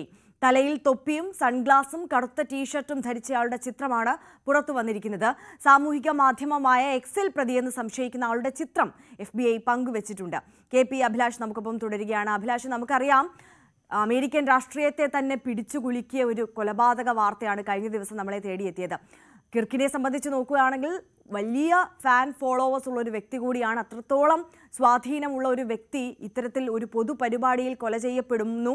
പക്ഷേ പ്രതിയിലേക്ക് എത്താൻ അന്വേഷണ സംഘത്തിന് ഇതുവരെയും എത്താൻ സാധിച്ചിട്ടില്ല എന്നത് സ്വാഭാവികമായും വലിയ പ്രതിഷേധങ്ങൾക്കും വിമർശനങ്ങൾക്കും ഒക്കെ ഇടവെക്കും. മാത്രമല്ല, പ്രസിഡന്റിന്റെ തന്നെ ഏറ്റവും അടുത്ത സുഹൃത്തു കൂടിയാണ് കൊല ചെയ്യപ്പെട്ടിട്ടുള്ളത്. ഈ അന്വേഷണം എങ്ങനെയാണ് പുരോഗമിക്കുന്നത് അഭിലാഷ്? ഇപ്പം പങ്കുവച്ചിട്ടുള്ള ചിത്രം, ആ ചിത്രത്തിലുള്ള ആളെ പിടികൂടുന്നവർക്ക് അല്ലെങ്കിൽ അദ്ദേഹത്തെക്കുറിച്ച് വിവരം നൽകുന്നവർക്ക് പാരിതോഷികം അടക്കം പ്രഖ്യാപിക്കുന്ന ഒരു സാഹചര്യമുണ്ടല്ലേ? ആര്യ സൂചിപ്പിച്ചതുപോലെ രണ്ട് വാക്കുകൾ, അതായത് ആര്യ ഉപയോഗിച്ച പ്രതിഷേധങ്ങൾ, വിമർശനങ്ങൾ, അതോടൊപ്പം കൂട്ടിച്ചേർക്കേണ്ടത് നാണക്കേട് കൂടിയാണ് എന്നുള്ളതാണ്. കാരണം നമുക്കറിയാം, ലോക പോലീസ് എന്ന സ്വയം ചമയുന്ന അമേരിക്ക, അവരുടെ രഹസ്യ കണ്ണുകൾ ലോകത്തിൻ്റെ എല്ലാ കോണുകളിലും ഉണ്ട് എന്ന് വീമ്പ് പറയുന്ന അമേരിക്ക, ആ അമേരിക്കയിലെ ഏറ്റവും സ്വാധീനമുള്ള ഒരു നേതാവ് കൊല്ലപ്പെട്ട് മണിക്കൂറുകൾ പിന്നിടുമ്പോൾ ഈ പ്രതിയെ പിടികൂടാൻ സാധിക്കുന്നില്ല എന്നത് അമേരിക്കയെ സംബന്ധിച്ചിടത്തോളം നാണക്കേട് കൂടിയാണ് എന്നുള്ളതാണ്. ഇപ്പോൾ എന്തായാലും ഈ പ്രതിയെന്ന് സംശയിക്കുന്ന ആളിൻ്റെ ചിത്രം അടക്കം സോഷ്യൽ മീഡിയയിൽ പ്രസിദ്ധീകരിച്ചിട്ടുണ്ട്. തലയിൽ തൊപ്പിയും സൺഗ്ലാസും കറുത്ത ടീഷർട്ടും ധരിച്ച ആളിൻ്റെ ചിത്രമാണ് സാമൂഹിക മാധ്യമമായ എക്സിലൂടെ ഇപ്പോൾ പുറത്തുവിട്ടിട്ടുള്ളത്. ഇയാൾ തന്നെയാണ് പ്രതി എന്ന് ഏതാണ്ട് ഉറപ്പിക്കുന്ന സാഹചര്യം ആണ് ഇപ്പോൾ ഉള്ളത്. FBI ഏതാണ്ട് ഉറപ്പിക്കുന്നു ഈ വ്യക്തി തന്നെയാണ് പ്രതി എന്ന്. ഈ പ്രതിയെ പിടികൂടാൻ ഇപ്പോൾ പൊതുജനങ്ങളുടെ അടക്കം സഹായം FBI തേടുകയും ചെയ്യുന്നുണ്ട്. ഈ വ്യക്തിയെക്കുറിച്ച്, അതായത് ഇപ്പോൾ എക്സിലൂടെ പുറത്തുവിട്ടിട്ടുള്ള ഈ ചിത്രത്തിൽ കാണുന്ന വ്യക്തിയെക്കുറിച്ച് എന്തെങ്കിലും തരത്തിലുള്ള വിവരങ്ങൾ ഉണ്ടെങ്കിൽ അത് കൈമാറണം എന്നാണ് FBI ആവശ്യപ്പെട്ടിട്ടുള്ളത്. അങ്ങനെ കൈമാറുന്നവർക്ക് പാരിതോഷികം അടക്കം പ്രഖ്യാപിക്കുന്ന ഒരു സാഹചര്യം ആണ് ഉള്ളത്. നേരത്തെ ആര്യ സൂചിപ്പിച്ചതുപോലെ തന്നെ യൂട്ടാ വാലി യൂണിവേഴ്സിറ്റിയിൽ നടന്ന ഒരു ചടങ്ങിൽ, ഒരു പൊതു ചടങ്ങിൽ ആണ് ഈ കിർക്ക് വെടിയേറ്റ് മരിക്കുന്നത്. അപ്പോൾ അങ്ങനെ ഉള്ള ഒരു പൊതുവേദിയിൽ നടന്ന ചടങ്ങിനിടെ വെടിയേറ്റ് മരിക്കുമ്പോൾ എന്ത് സുരക്ഷിതത്വം ആണ് ഒരുക്കിയിരുന്നത്, എന്ത് സുരക്ഷാ സംവിധാനങ്ങളും മോണിറ്ററിംഗ് സംവിധാനവും ഒക്കെയാണ് ഉള്ളത് എന്ന വലിയ ചോദ്യം കൂടിയാണ് ഇവിടെ ഉയരുന്നത്. ആ ചോദ്യം ഉയരുന്നതിനോടൊപ്പം തന്നെ അങ്ങനെ ഒരു പിഴവ്, നമുക്കറിയാം അമേരിക്കയിൽ ഇപ്പോൾ ഗണ്ണൊക്കെ ഉപയോഗിക്കുന്നതിന് ലൈസൻസ് ഒക്കെയുള്ള സാഹചര്യമുണ്ട്. പലപ്പോഴും അമേരിക്കയിൽ ഇത്തരം വെടിവെപ്പുകൾ നടക്കാറുള്ളതാണ്. പക്ഷേ പ്രതിയിലേക്ക് പെട്ടെന്ന് എത്തുകയോ പ്രതിയെ മണിക്കൂറുകൾക്കകം തന്നെ കീഴടക്കുകയോ ആ ഇടത്ത് വെച്ച് തന്നെ, അതായത് അക്രമം നടത്തുന്ന സ്ഥലത്ത് വെച്ച് തന്നെ പ്രതിയെ പിടികൂടുകയോ ഒക്കെ ചെയ്യുന്ന സാഹചര്യമാണ് ഉള്ളത് എങ്കിൽ ഇങ്ങനെ ലക്ഷക്കണക്കിന് ഫോളോവേഴ്സ് ഉള്ള വലിയ സ്വാധീനം ചെലുത്തിയ കഴിഞ്ഞ തെരഞ്ഞെടുപ്പിൽ, പ്രസിഡന്റ് തെരഞ്ഞെടുപ്പിൽ ട്രംപിന് വേണ്ടി പ്രവർത്തിച്ച, ട്രംപിൻ്റെ തന്നെ ഏറ്റവും വിശ്വസ്തനായിട്ടുള്ള ഒരാൾ മരണപ്പെട്ട് മണിക്കൂറുകൾ പിന്നിടുമ്പോൾ പോലും പ്രതിയിലേക്ക് എത്തിപ്പെടാൻ ഈ അവിടുത്തെ സംവിധാനങ്ങൾക്ക് സാധിക്കുന്നില്ല എന്നത് അങ്ങേയറ്റം വിമർശനത്തിനോടൊപ്പം തന്നെ നാണക്കേടായി മാറുകയും ചെയ്യുന്നുണ്ട്. അതേസമയം ഈ മരണപ്പെട്ട ചാർലി കിർക്കിന് മരണാനന്തര ബഹുമതിയായി പ്രസിഡൻഷ്യൽ മെഡൽ ഓഫ് ഫ്രീഡം നൽകുമെന്ന് അമേരിക്കൻ പ്രസിഡന്റ് ഡൊണാൾഡ് ട്രംപ് പ്രഖ്യാപിച്ചിട്ടുണ്ട്. നേരത്തെ ഞാൻ സൂചിപ്പിച്ചതുപോലെ കഴിഞ്ഞ തെരഞ്ഞെടുപ്പിലടക്കം ഡൊണാൾഡ് ട്രംപ് വിജയിച്ച് കയറിയതിൽ നിർണായകമായിട്ടുള്ള പങ്ക് വഹിച്ചിട്ടുള്ള ആൾ കൂടിയാണ് ചാർലി കിർക്ക്. അദ്ദേഹം ഒരു ആക്ടിവിസ്റ്റ് എന്ന് പറയുമ്പോൾ ഒരു യാഥാസ്ഥിതിക ആക്ടിവിസ്റ്റ് കൂടിയാണ് എന്നതാണ് എടുത്തു പറയേണ്ടത്. ടേണിംഗ് പോയിന്റ് USA എന്ന തരത്തിലുള്ള ഒരു സംഘടന 18ാമത്തെ വയസ്സിൽ ആണ് രൂപീകരിക്കുന്നത്. അത് അമേരിക്കൻ സംസ്കാരത്തിലേക്കും പൈതൃകത്തിലേക്കും അമേരിക്കയുടെ വംശത്തിലേക്കും ഉള്ള ഒരു തിരിച്ചുപോക്ക് എന്ന നിലയിൽ, അതായത് കുറച്ചുകൂടി മനസ്സിലാക്കണമെങ്കിൽ മണ്ണിൻ്റെ മക്കൾ വാദം എന്നൊക്കെ പറയുന്നത് പോലെ അമേരിക്കയുടെ സ്വത്വബോധത്തെ തിരിച്ചെടുക്കണം എന്ന് ആവശ്യപ്പെടുന്ന ഒരു ആക്ടിവിസ്റ്റ് ആണ്. അതായത് ഈ പുതിയ കാലഘട്ടത്തിൽ പലരും അദ്ദേഹത്തെ വിമർശിക്കുന്നുണ്ട്. അങ്ങനെയല്ല, വിശാലമായ കാഴ്ചപ്പാടോടെയാണ് കാണേണ്ടത്. ഇന്ത്യയിൽ നിന്ന് അടക്കം ജോലിക്ക് എത്തുന്നവരെ പോലും വംശീയമായി കാണുകയും ഇന്ത്യക്കാരായിട്ടുള്ള ആളുകൾ അമേരിക്കൻ ജനതയുടെ തൊഴിലവസരങ്ങൾ ഉൾപ്പെടെ നഷ്ടപ്പെടുത്തുന്ന സാഹചര്യമുണ്ട് എന്ന മട്ടിലൊക്കെയുള്ള പ്രസംഗങ്ങൾ പല വേദിയിലും നടത്തിയിട്ടുള്ള ആൾ കൂടിയാണ് കിർക്ക് എന്നതാണ് എടുത്തു പറയേണ്ടത്. ഇവിടെ മറ്റൊരു കാര്യം കൂടി അന്വേഷണ സംഘത്തെ വലയ്ക്കുന്നത് എന്താണ് ഈ കൊലയ്ക്ക് പിന്നിലുള്ള ചേതോവികാരം എന്നതും വ്യക്തമല്ല എന്നുള്ളതാണ്. ഇതിൽ തന്നെ കിർക്ക് കിർക്കിന് ലക്ഷക്കണക്കിന് അനുയായികളുണ്ട്. നേരത്തെ ആര്യ സൂചിപ്പിച്ചതുപോലെ ഫോളോവേഴ്സ് ഉള്ള സോഷ്യൽ മീഡിയ പ്ലാറ്റ്ഫോമുകൾക്ക് പുറമെ പ്രതിവാര പരമ്പരകൾ തന്നെ അദ്ദേഹത്തിൻ്റെതായി പുറത്തു വരാറുണ്ട്.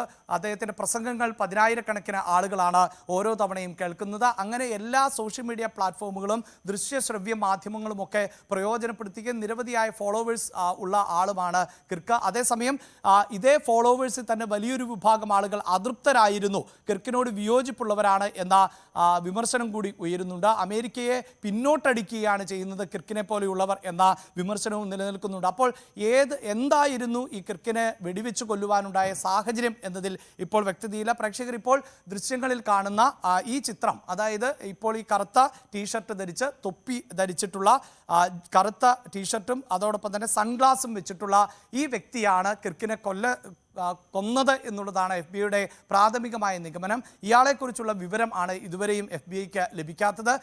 ഈ എന്തെങ്കിലും തരത്തിൽ ഈ ദൃശ്യങ്ങൾ പുറത്തു വന്നതിന് ശേഷം, ഈ ചിത്രം പുറത്തു വന്നതിന് ശേഷം ഇയാളെ തിരിച്ചറിയുകയോ ഇയാളെക്കുറിച്ച് എന്തെങ്കിലും വിവരങ്ങൾ അറിയുകയോ ചെയ്യുന്നവർ അക്കാര്യം അറിയിക്കണം എന്നും അങ്ങനെ അറിയിക്കുന്നവർക്ക് പാരിതോഷികം നൽകും എന്നുമാണ് ഇപ്പോൾ FBI അറിയിച്ചിട്ടുള്ളത്. ആര്യ. യെസ്, KP അഭിലാഷാണ് വിവരങ്ങളുമായി നമുക്കൊപ്പം ചേർന്നത്.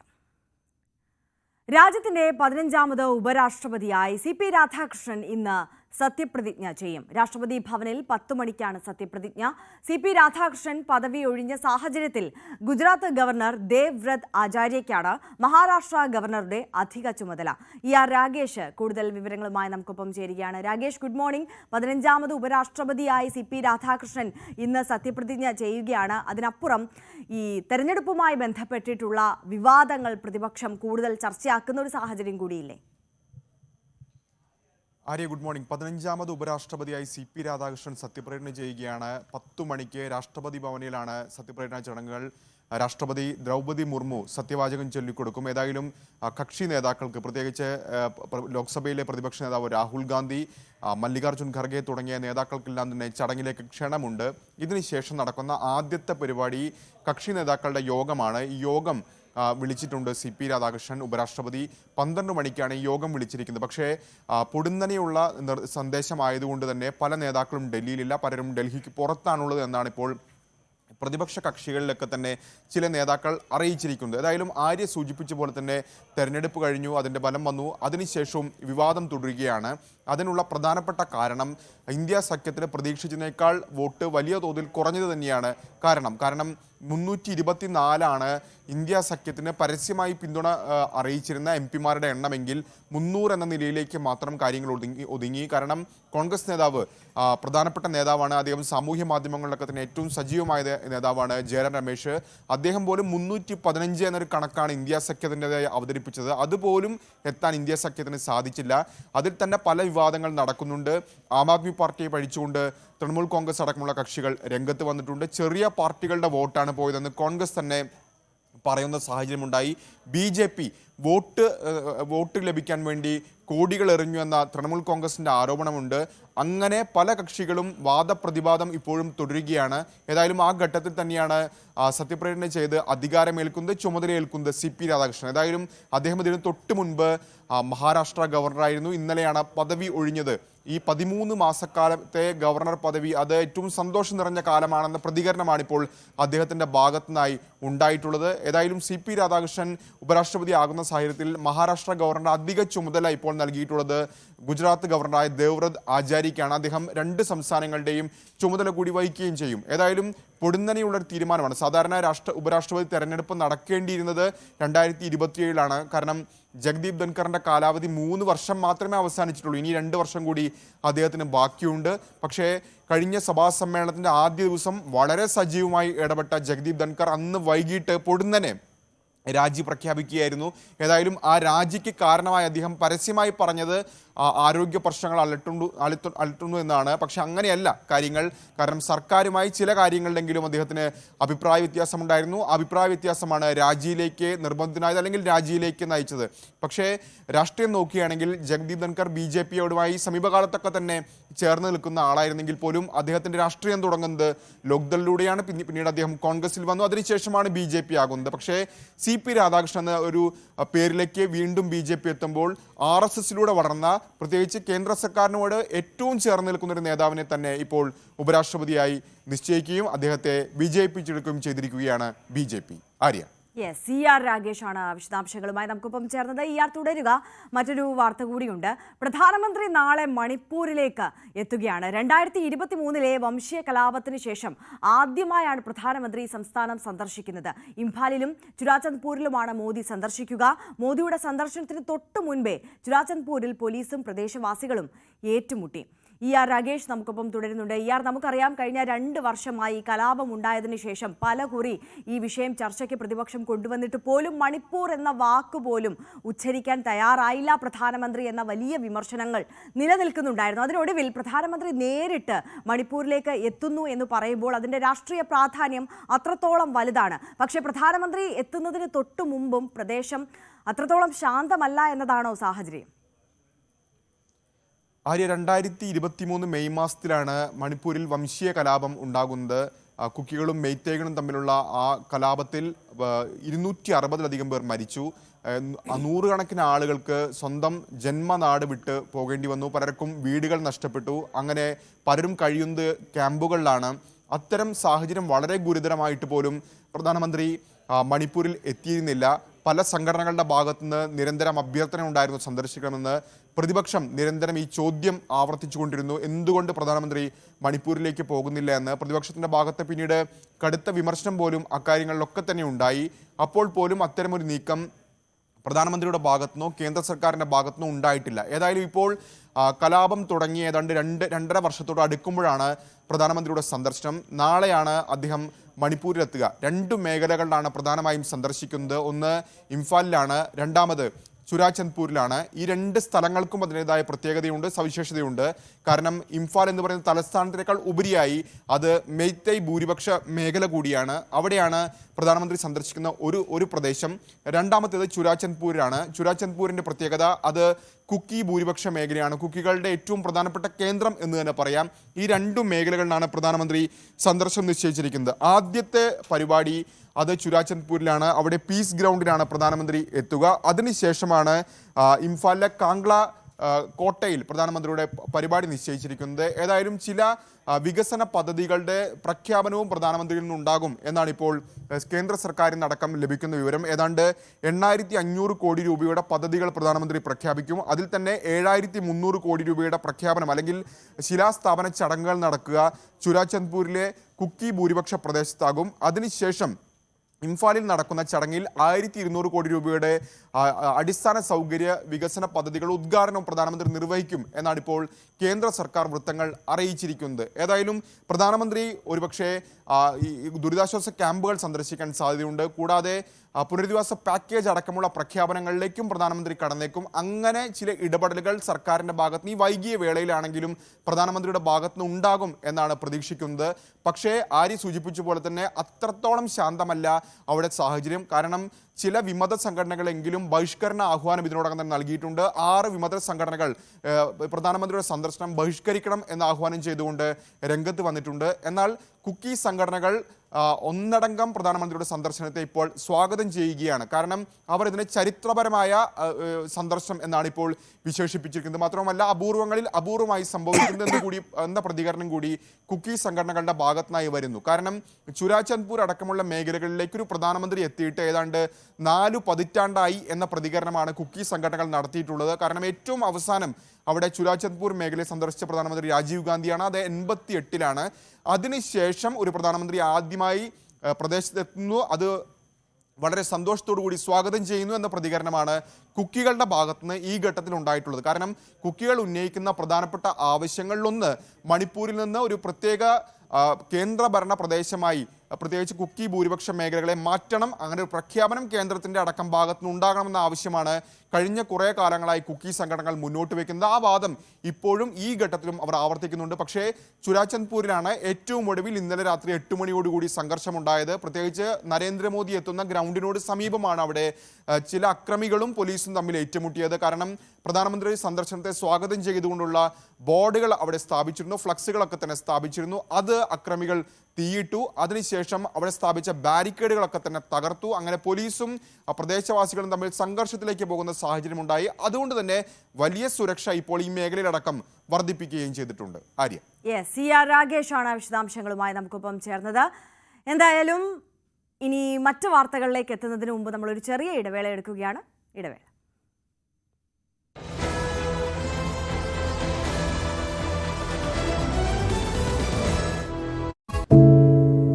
ഒരു മാധ്യമ പ്രവർത്തക എന്ന നിലയ്ക്ക് ഇപ്പോൾ ഏറ്റവും കൂടുതൽ കൈകാര്യം ചെയ്യേണ്ടി വരുന്നത് ലഹരിയുമായി ബന്ധപ്പെട്ട വാർത്തകളാണ്.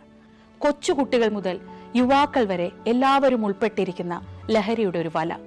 എന്താണ് നമ്മുടെ യുവതലമുറയ്ക്ക് സംഭവിക്കുന്നത് എന്നൊക്കെ എല്ലാവരും ചോദിച്ചു കാണും.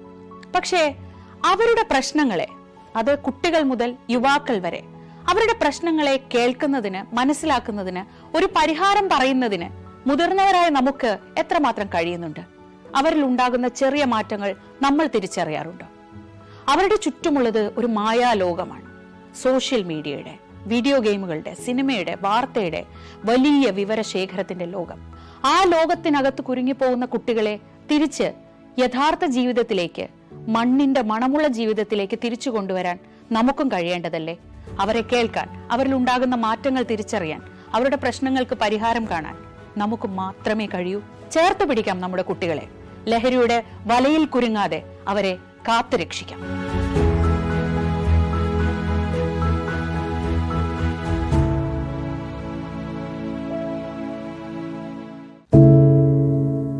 എന്തുപറ്റി നമ്മുടെ നാടിന് എന്ന് ചോദിച്ചു പോകുന്ന കാര്യങ്ങളാണ് ഇപ്പോൾ സംഭവിക്കുന്നത്. എന്തൊക്കെയാണ് നമ്മുടെ യുവതലമുറ തെരുവുകളിൽ കാട്ടിക്കൂട്ടുന്നത്? കൊല്ലാൻ പോലും മടികാട്ടാത്ത ഇവർ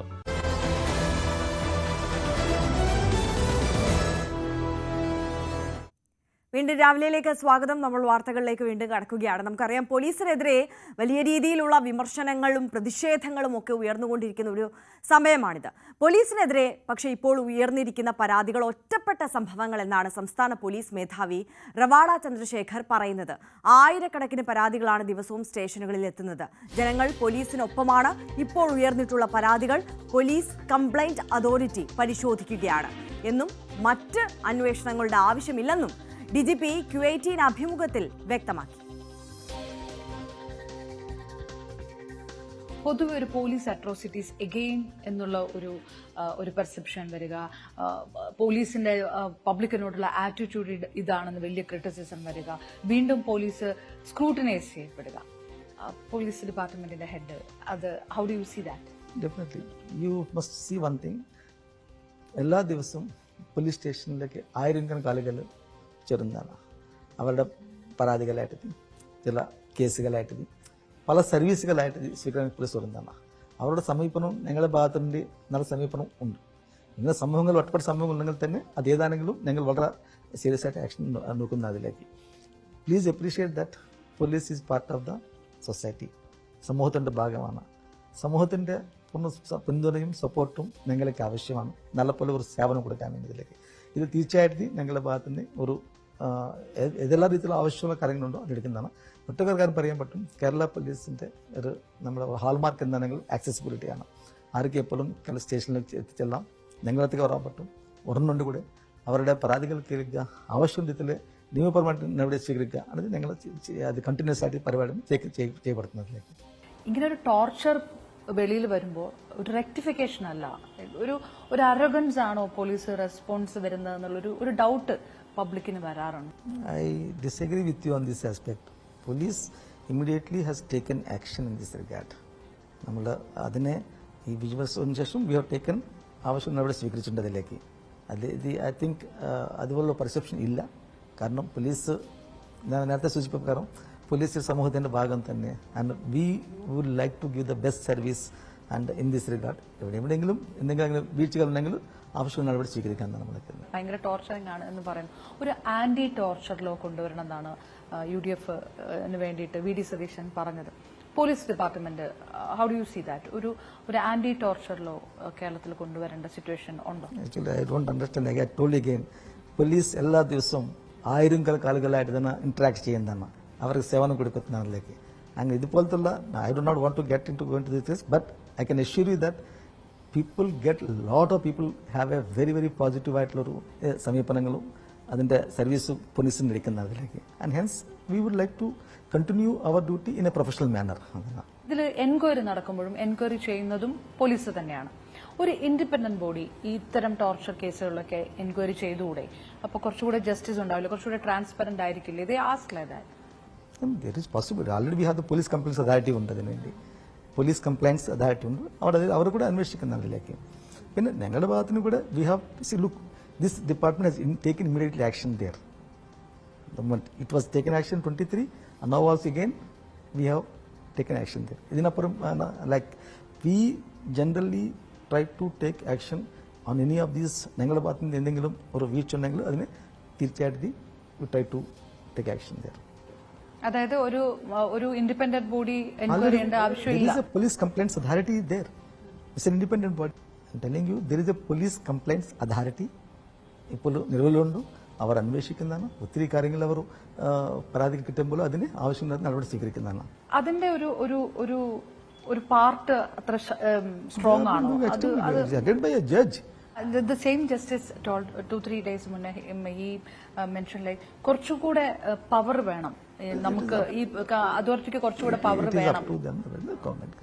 It's up to them to decide. But we have an independent police complaints authority to look into the complaints against the police. And that's, there is a system already available there. ഒരു independent ombudsman style body form ചെയ്തിട്ട് അത് ജനങ്ങളുടെ complaint കേൾക്കട്ടെ, അങ്ങനെ പറയുന്ന ഒരു suggestion ഉണ്ട്. That's exactly what is there. Not SPCA sir, ഒരു ഓംബുഡ്സ്മാൻ പോലെ. It's nothing. അങ്ങനെ ഒരു കാര്യം. I don't know why this thing. There is a police complaints authority which is investigating and inquiring into the matters regularly there, and it is there. That is a thing which is which you are suggesting. I do not know, but we have already have the systems are in place, and a lot of actions are also being taken based on them. ഈ അഭിമുഖത്തിന്റെ പൂർണ്ണരൂപം പ്രേക്ഷകർക്ക് ഉടൻ news 18 കേരളത്തിൽ കാണാം. CPI 25ാം party കോൺഗ്രസിന്റെ മുന്നോടിയായി ആലപ്പുഴയിൽ നടന്നുവരുന്ന സംസ്ഥാന സമ്മേളനം ഇന്ന് സമാപിക്കും. ഇന്ന് രാവിലെ പ്രവർത്തന റിപ്പോർട്ടിന്മേലുള്ള ചർച്ചകൾക്ക് സംസ്ഥാന സെക്രട്ടറി ബിനോയ് വിശ്വം മറുപടി പറയും. രാഷ്ട്രീയ പ്രവർത്തന റിപ്പോർട്ടുകൾ സംബന്ധിച്ച ചർച്ചകളിൽ സംസ്ഥാന നേതൃത്വത്തിനെതിരെ രൂക്ഷ വിമർശനം ഉയർന്നിരുന്നു.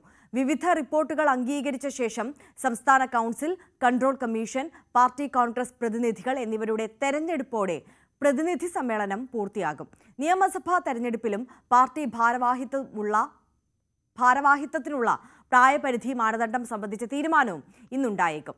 സംസ്ഥാന നേതൃത്വത്തിനെതിരെ രൂക്ഷ വിമർശനം ഉന്നയിച്ച കൊല്ലം, ഇടുക്കി, കോട്ടയം, തൃശൂർ, കണ്ണൂർ ജില്ലകളിൽ നിന്നുള്ള പ്രതിനിധികളുടെ നിലപാട് ഇന്നത്തെ തെരഞ്ഞെടുപ്പുകളിൽ നിർണായകമാകും. സംസ്ഥാന സെക്രട്ടറിയായി ബിനോയ് വിശ്വം തുടരാനാണ് സാധ്യത.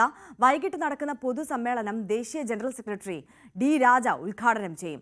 സമ്മേളനത്തിൽ നിന്ന് ഒഴിവാക്കിയെന്ന് സാമൂഹിക മാധ്യമത്തിൽ വിമർശനം ഉന്നയിച്ച KE ഇസ്മയിൽ പൊതുസമ്മേളനത്തിൽ പങ്കെടുക്കുമെന്ന് അറിയിച്ചിട്ടുണ്ട്. രാഹുൽ മാങ്കൂട്ടത്തിനെതിരായ ലൈംഗിക ആരോപണ കേസിൽ അന്വേഷണം തുടർന്ന് ക്രൈംബ്രാഞ്ച്.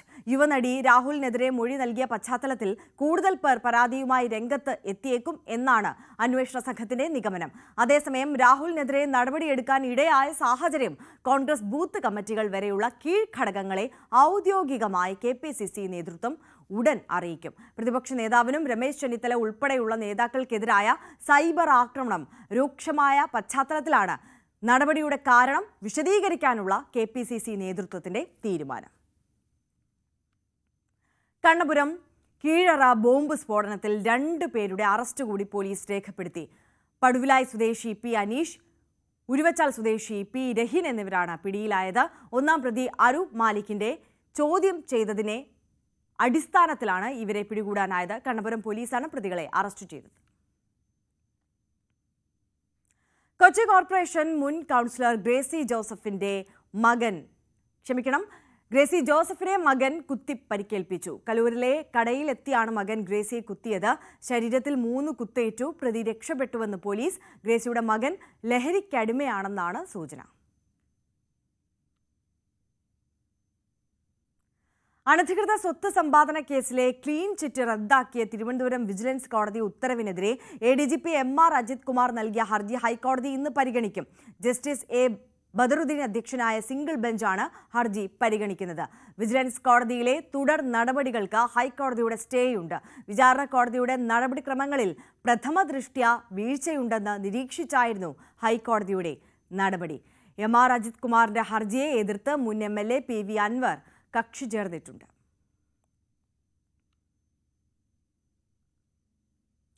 ശബരിമലയിൽ ദ്വാരപാലകരുടെ സ്വർണ്ണപ്പാളി ഇളക്കി മാറ്റിയ സംഭവത്തിൽ സ്വമേധയാ സ്വീകരിച്ച ഹർജി ഹൈക്കോടതി ഇന്ന് പരിഗണിക്കും.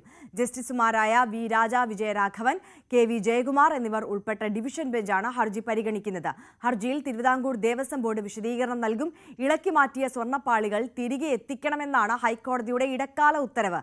എന്നാൽ സ്വർണ്ണപ്പാളി അറ്റകുറ്റപ്പണികൾക്കായി ഒരുക്കിയെന്നും ഉടൻ തിരികെ എത്തിക്കാനാവില്ലെന്നുമാണ് ദേവസ്വം ബോർഡ് നൽകുന്ന വിശദീകരണം. മണ്ഡലത്തിലെ വിവിധ പരിപാടികളിൽ പങ്കെടുക്കാൻ പ്രിയങ്ക ഗാന്ധി വയനാട്ടിലെത്തി. ചുരം ബദൽ പാതയായ പടിഞ്ഞാറത്തറ പൂഴിത്തോട് റോഡ് സന്ദർശിക്കും. സർവേ നടപടികൾ പുനരാരംഭിച്ചതിന് പിന്നാലെയാണ് പ്രിയങ്ക പടിഞ്ഞാറത്തറയിൽ എത്തുന്നത്. കൽപ്പറ്റയിലും ഹ്യൂം സെന്ററും പ്രിയങ്ക സന്ദർശിക്കും. 10 ദിവസത്തോളം പ്രിയങ്ക മണ്ഡലത്തിൽ ചെലവിടും.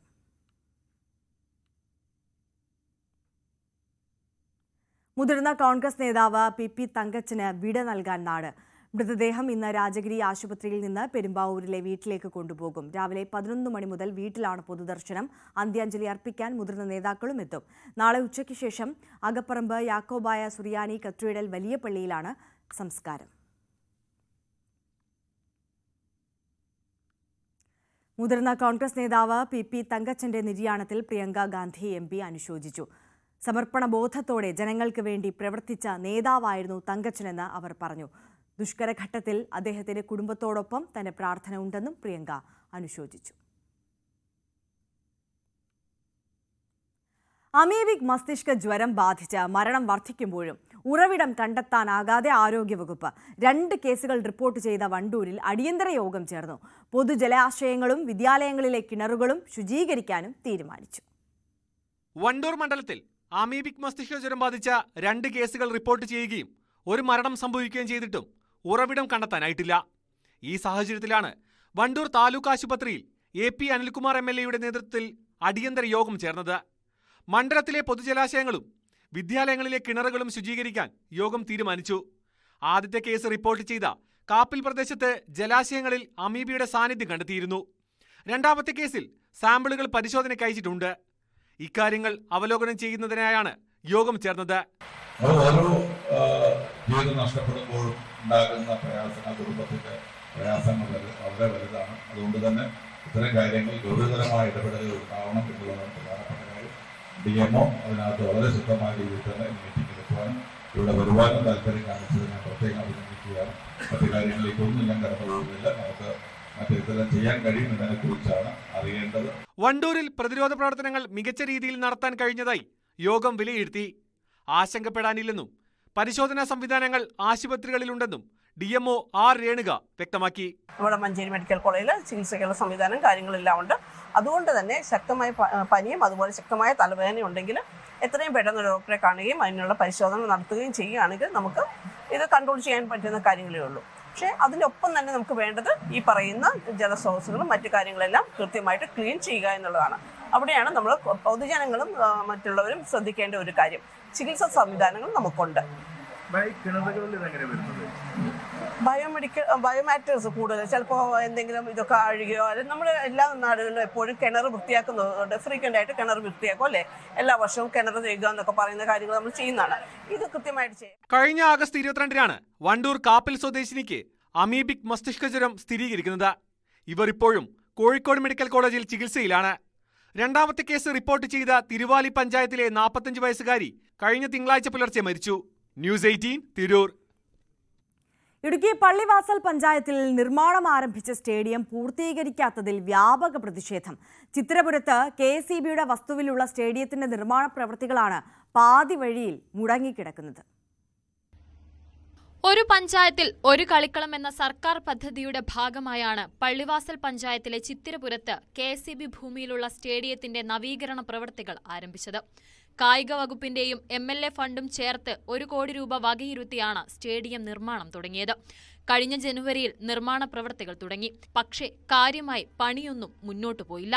പള്ളിവാസൽ ഗ്രാമപഞ്ചായത്തിലെ ചിത്രൂർ KCB ഗ്രൗണ്ട് സ്റ്റേഡിയം നിർമ്മാണവുമായി ബന്ധപ്പെട്ട രാജ MLAയുടെ 50 ലക്ഷവും കായിക വകുപ്പിന്റെ 50 ലക്ഷം കൂട്ടി 1 കോടി രൂപയുടെ പ്രൊജക്ട് ഇവിടെ നടപ്പാക്കുന്നതിന്റെ ഭാഗമായിട്ട് ഒരു വർഷം മുന്നേ തന്നെ ഇവിടുത്തെ നിർമ്മാണ പ്രവർത്തനങ്ങളുടെ ഉദ്ഘാടനം നടത്തുകയുണ്ടായി. അത് കഴിഞ്ഞ് പിന്നെ ഈ ഗ്രൗണ്ടിലെ മണ്ണ് മാറ്റുന്നൊരു പ്രവൃത്തി അല്ലാണ്ട് യാതൊരു നിർമ്മാണ പ്രവർത്തനം ഇന്ന നാളുകൾ നടന്നിട്ടില്ല. നമുക്കെല്ലാവർക്കും അറിയാം, അടിമാലി, മൂന്നാർ, പള്ളിവാസൽ, ബൈസമാലി തുടങ്ങിയ സ്ഥലങ്ങളിൽ നിന്നുള്ള യുവാക്കൾ എല്ലാവരും ആശ്രയിച്ചുകൊണ്ടിരുന്ന ഒരു ഗ്രൗണ്ടാണ് നമ്മുടെ ചിത്രൂർ ഗ്രൗണ്ട്. ഈ ഗ്രൗണ്ട് അടിയന്തരമായി തന്നെ ഇതിന്റെ നിർമ്മാണ പ്രവർത്തനങ്ങളെല്ലാം പൂർത്തിയാക്കി യുവാക്കൾക്കായി തുറന്നു നൽകണമെന്നാണ് യൂത്ത് കോൺഗ്രസിന്റെ ഭാഗത്തുനിന്നും പറയാനുള്ളത്. ഈ നടപടികൾ ഇവിടെ അടിയന്തരമായി നടത്തിയില്ലെങ്കിൽ ശക്തമായ പ്രതിഷേധ സമരമായി തന്നെ ഞങ്ങൾ മുന്നോട്ട് പോകാനാണ് തീരുമാനിച്ചിരിക്കുന്നത്. സ്റ്റേഡിയത്തിൽ മണ്ണ് ഇളക്കിയിട്ടതോടെ ചിത്രപുരം, ഡോബിപ്പാലം ഭാഗങ്ങളിലെ കുട്ടികൾക്ക് കളിക്കാനുള്ള സൗകര്യവും ഇല്ലാതായെന്നാണ് ആരോപണം. അതേസമയം ഇളക്കിയ മണ്ണ് മഴക്കാലത്ത് ഒഴുകിപ്പോവുകയും ചെയ്തു. സമയബന്ധിതമായി പൂർത്തീകരിക്കാത്തതുമൂലം ചെയ്ത പ്രവൃത്തികളെല്ലാം തന്നെ പാഴായി. സ്റ്റേഡിയത്തിന്റെ നിർമ്മാണം ഉടൻ പൂർത്തീകരിച്ചില്ലെങ്കിൽ ശക്തമായ പ്രതിഷേധം സംഘടിപ്പിക്കുമെന്ന് യൂത്ത് കോൺഗ്രസ് പള്ളിവാസൽ മണ്ഡലം പ്രസിഡന്റ് ഗുണശേഖരൻ രാജൻ പറഞ്ഞു. ന്യൂസ് 18 ഇടുക്കി. തിരുവനന്തപുരം ആറ്റിങ്ങൽ ടൗണിലെ തിരക്കേറിയതും വീതി കുറഞ്ഞതുമായ പാലസ് റോഡിൽ ഗതാഗത പരിഷ്കരണം നടപ്പാക്കാത്തതിൽ പ്രതിഷേധം. സെപ്റ്റംബർ 1 മുതൽ വൺ വേ സംവിധാനം ഏർപ്പെടുത്താനുള്ള ട്രാഫിക് റെഗുലേറ്ററി കമ്മിറ്റിയുടെ തീരുമാനമാണ് നടപ്പാക്കാത്തത്.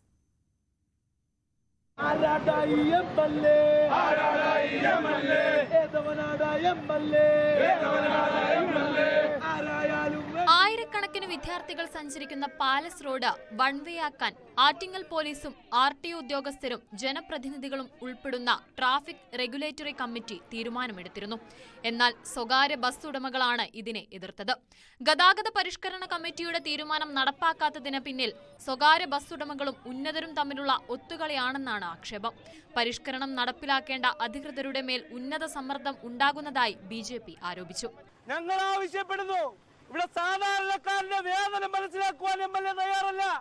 MLA ഇവിടുത്തെ ബസ് മുതലാളിമാരുടെ അവരുടെ ആവശ്യങ്ങൾ ഉന്നയിച്ചപ്പോൾ അവർക്ക് വേണ്ടി വിട്ടുകൊടുത്തു. അവർ ആവശ്യപ്പെട്ടത് ഇതുവഴി പോകണം, അവർക്ക് കിലോമീറ്റർ കുറയണം, അവർക്ക് സമയം കുറയണം, അവർക്ക് കൃത്യമായി സാമ്പത്തിക ലാഭം ഉണ്ടാക്കണം. പക്ഷേ MLA കാണാതെ പോയത് പാവപ്പെട്ട ജനങ്ങളുടെ ആട്ടോ കൂലി കൊടുക്കാനില്ലാത്തവരുടെ, വണ്ടിയില്ലാത്തവരുടെ, സാധാരണക്കാരന്റെ നൊമ്പരം കാണാൻ സാധിച്ചില്ല. ഇവിടെയാണ് ഞങ്ങൾ പ്രതിഷേധിക്കുന്നത്. കഴിഞ്ഞ ദിവസം BJP പ്രവർത്തകർ ബസ്സുകൾ തടഞ്ഞിട്ട് റോഡ് ഉപരോധിച്ചിരുന്നു. നേരത്തെ DYFIയും ഇതേ ആവശ്യം ഉന്നയിച്ച് സമരം നടത്തിയിരുന്നു. നടപടിയില്ലെങ്കിൽ ശക്തമായ സമരം നടത്താനാണ് യുവജന സംഘടനകളുടെ തീരുമാനം. ന്യൂസ് 18 ആറ്റിങ്ങൽ. നിറം മാറുന്ന ജീവിയെക്കുറിച്ച് ഇനി കോതമംഗലം ഇളങ്ങവം ഗവൺമെന്റ് LP സ്കൂളിലെ കുട്ടികൾക്ക് സംശയമുണ്ടാവില്ല. കാരണം കൺമുന്നിലിരുന്ന് തനി രൂപം മനസ്സിലാക്കി കൊടുത്തു ഒരു ഓന്തുവീരൻ. 3ാം ക്ലാസ്സിലെ കണക്ക് പീരീഡിനിടയിലാണ് ഒരു അതിഥി എത്തിയത്. നിറം മാറിയിട്ടാണോ എന്തോ പച്ച നിറത്തിലാണ് ഓന്ത് ക്ലാസ്സിലെത്തിയത്. ക്ലാസ് തടസ്സപ്പെടുത്താതെ പിൻവശത്തെ ജനലിലൂടെ പ്രവേശിച്ചു. പക്ഷേ മുൻ ബെഞ്ചിൽ ഇരുപുറപ്പിച്ചതോടെയാണ് വിദ്യാർത്ഥികളുടെയും അധ്യാപികയുടെയും ശ്രദ്ധയിൽപ്പെട്ടത്. കുട്ടികൾ ഒച്ച വെച്ചതോടെ ഓന്ത് പുസ്തക സഞ്ചികൾക്കിടയിലേക്ക് ഓടിയൊളിച്ചു. പക്ഷേ ക്ലാസ് ടീച്ചർ KP ശോഭന ഓന്തിനെ ക്ലാസ്സിന് പുറത്താക്കി. ഇതോടെ ഓന്ത് പാർക്കിലെ വിവിധ കളി ഉപകരണങ്ങളിൽ കയറി ഷോ കാണിച്ചു. ഇത് പകർത്താനെത്തിയ പ്രാദേശിക ന്യൂസിന്റെ റിപ്പോർട്ടർ ക്ലോസപ്പ് ചിത്രീകരിക്കുന്നതിനിടെ ക്യാമറയിലേക്ക് ചാടിക്കേറി ഇരുപുറപ്പിച്ചു. ഓന്ത് നിറം മാറുമെന്ന് വിദ്യാർത്ഥികൾക്ക് മനസ്സിലാക്കി നൽകാൻ അധ്യാപകർ ഓന്തിനെ പല വർണ്ണങ്ങളിലുള്ള വസ്തുക്കളിൽ ഇരുത്തി നോക്കിയെങ്കിലും ഓന്ത് പച്ച നിറം മാറാൻ തയ്യാറായില്ല. ഒടുവിൽ ഓന്തിനെ പ്രധാന അധ്യാപിക ഷെർമി ജോർജ് വിദ്യാലയത്തിൽ നിന്ന് പുറത്താക്കി. ന്യൂസ് 18 കോതമംഗലം.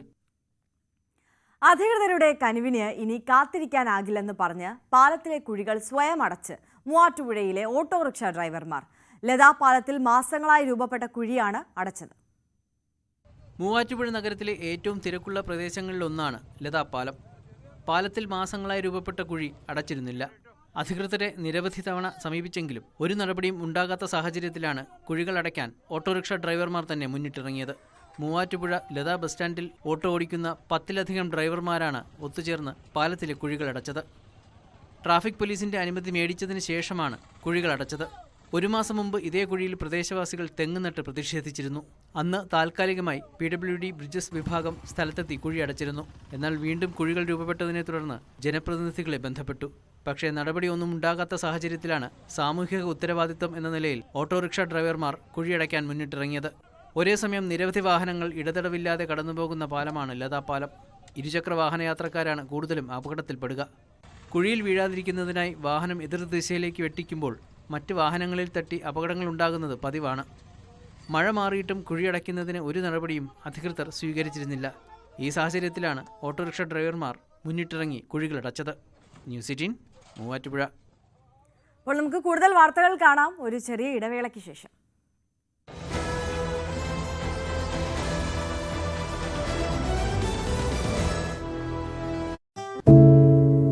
ഒരു മാധ്യമ പ്രവർത്തക എന്ന നിലയ്ക്ക് ഇപ്പോൾ ഏറ്റവും കൂടുതൽ കൈകാര്യം ചെയ്യേണ്ടി വരുന്നത് ലഹരിയുമായി ബന്ധപ്പെട്ട വാർത്തകളാണ്. കൊച്ചുകുട്ടികൾ മുതൽ യുവാക്കൾ വരെ എല്ലാവരും ഉൾപ്പെട്ടിരിക്കുന്ന ലഹരിയുടെ ഒരു വല. എന്താണ് നമ്മുടെ യുവതലമുറയ്ക്ക് സംഭവിക്കുന്നത് എന്നൊക്കെ എല്ലാവരും ചോദിച്ചു കാണും. പക്ഷേ അവരുടെ പ്രശ്നങ്ങളെ, അത് കുട്ടികൾ മുതൽ യുവാക്കൾ വരെ, അവരുടെ പ്രശ്നങ്ങളെ കേൾക്കുന്നതിന്, മനസ്സിലാക്കുന്നതിന്, ഒരു പരിഹാരം പറയുന്നതിന് മുതിർന്നവരായ നമുക്ക് എത്രമാത്രം കഴിയുന്നുണ്ട്? അവരിൽ ഉണ്ടാകുന്ന ചെറിയ മാറ്റങ്ങൾ നമ്മൾ തിരിച്ചറിയാറുണ്ട്. അവരുടെ ചുറ്റുമുള്ളത് ഒരു മായാലോകമാണ്. സോഷ്യൽ മീഡിയയുടെ, വീഡിയോ ഗെയിമുകളുടെ, സിനിമയുടെ, വാർത്തയുടെ വലിയ വിവരശേഖരത്തിന്റെ ലോകം.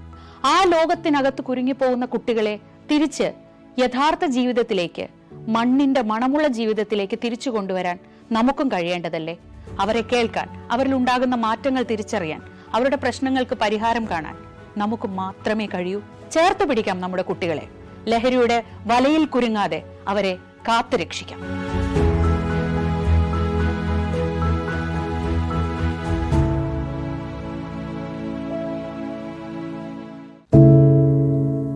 എന്തുപറ്റി നമ്മുടെ നാടിന് എന്ന് ചോദിച്ചു പോകുന്ന കാര്യങ്ങളാണ് ഇപ്പോൾ സംഭവിക്കുന്നത്. എന്തൊക്കെയാണ് നമ്മുടെ യുവതലമുറ തെരുവുകളിൽ കാട്ടിക്കൂട്ടുന്നത്? കൊല്ലാൻ പോലും മടികാട്ടാത്ത ഇവർ സ്വബോധത്താൽ ഇങ്ങനെയൊന്നും ചെയ്യില്ല. നാടിന്റെ അഭിമാനമായി വളരേണ്ട യുവത്വത്തെ ഇങ്ങനെ പോകാൻ അനുവദിച്ചുകൂടാ. നമ്മൾ ഓരോരുത്തരും മാതാപിതാക്കൾ കൂടിയാണ്. നേർവഴിക്ക് നടത്താൻ, തെറ്റുകൾ പറഞ്ഞു മനസ്സിലാക്കാൻ നമുക്ക് കഴിയണം. ഇപ്പോഴത്തെ അക്രമ സംഭവങ്ങളിൽ 99% ലഹരിയുടെ, പ്രത്യേകിച്ച് ഗുരുതരമായ ആരോഗ്യ പ്രശ്നങ്ങളിലേക്ക് കൊണ്ടുവന്നെത്തിക്കുന്ന ഡ്രഗ്സിന്റെ ഉപയോഗമുണ്ടെന്ന് മനസ്സിലാക്കിയിട്ടുണ്ട്. ഇത് നിസ്സാരമല്ല. കണ്ടില്ലെന്ന് നടിക്കാൻ ആർക്കുമാവില്ല. ജീവിതം ഒട്ടേറെ ബാക്കിയുണ്ടെന്ന് യുവതലമുറ മനസ്സിലാക്കണം. സ്നേഹിക്കാൻ, സർഗാത്മകത, ലഹരിയുടെ സഹായമില്ലാതെ വളർത്താൻ അവർക്ക് കഴിയണം. നിയമത്തിന്റെ ശക്തി അവരെ ബോധ്യപ്പെടുത്തണം. Say no to drugs, a big yes to life.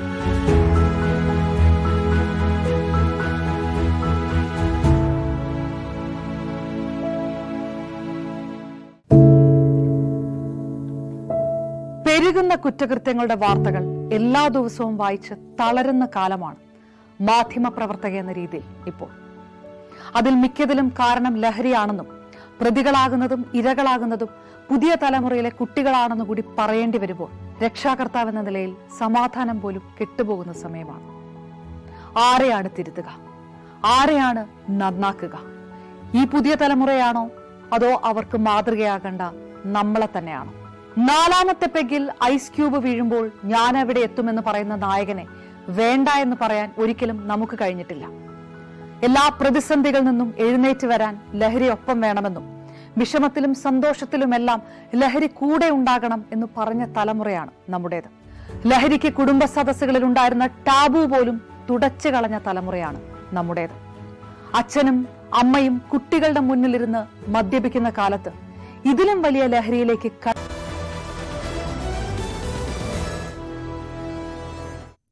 തിരികെ രാവിലെയിലേക്ക്. തിരുവനന്തപുരം കാട്ടാക്കട KSRTC ഡിപ്പോയിൽ നിന്ന് തുടങ്ങിയ മൂഴിയാർ സർവീസിന് 1/4 നൂറ്റാണ്ട്.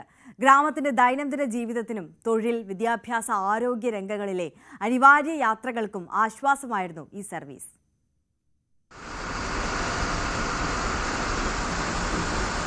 2008 KSRTC മൂഴിയാർ സർവീസ് തുടങ്ങുന്നത്. ഡ്രൈവർ ഷാജിയാണ് സർവീസ് ഏറെ നാൾ മുന്നോട്ട് കൊണ്ടുപോയത്. പതിറ്റാണ്ടുകളായി വിശ്വാസത്തോടെയും കരുതലോടെയും അദ്ദേഹം നടത്തിയ യാത്രകൾ നാട്ടുകാർക്ക് ഒട്ടേറെ ഓർമ്മകളും സമ്മാനിച്ചിട്ടുണ്ട്.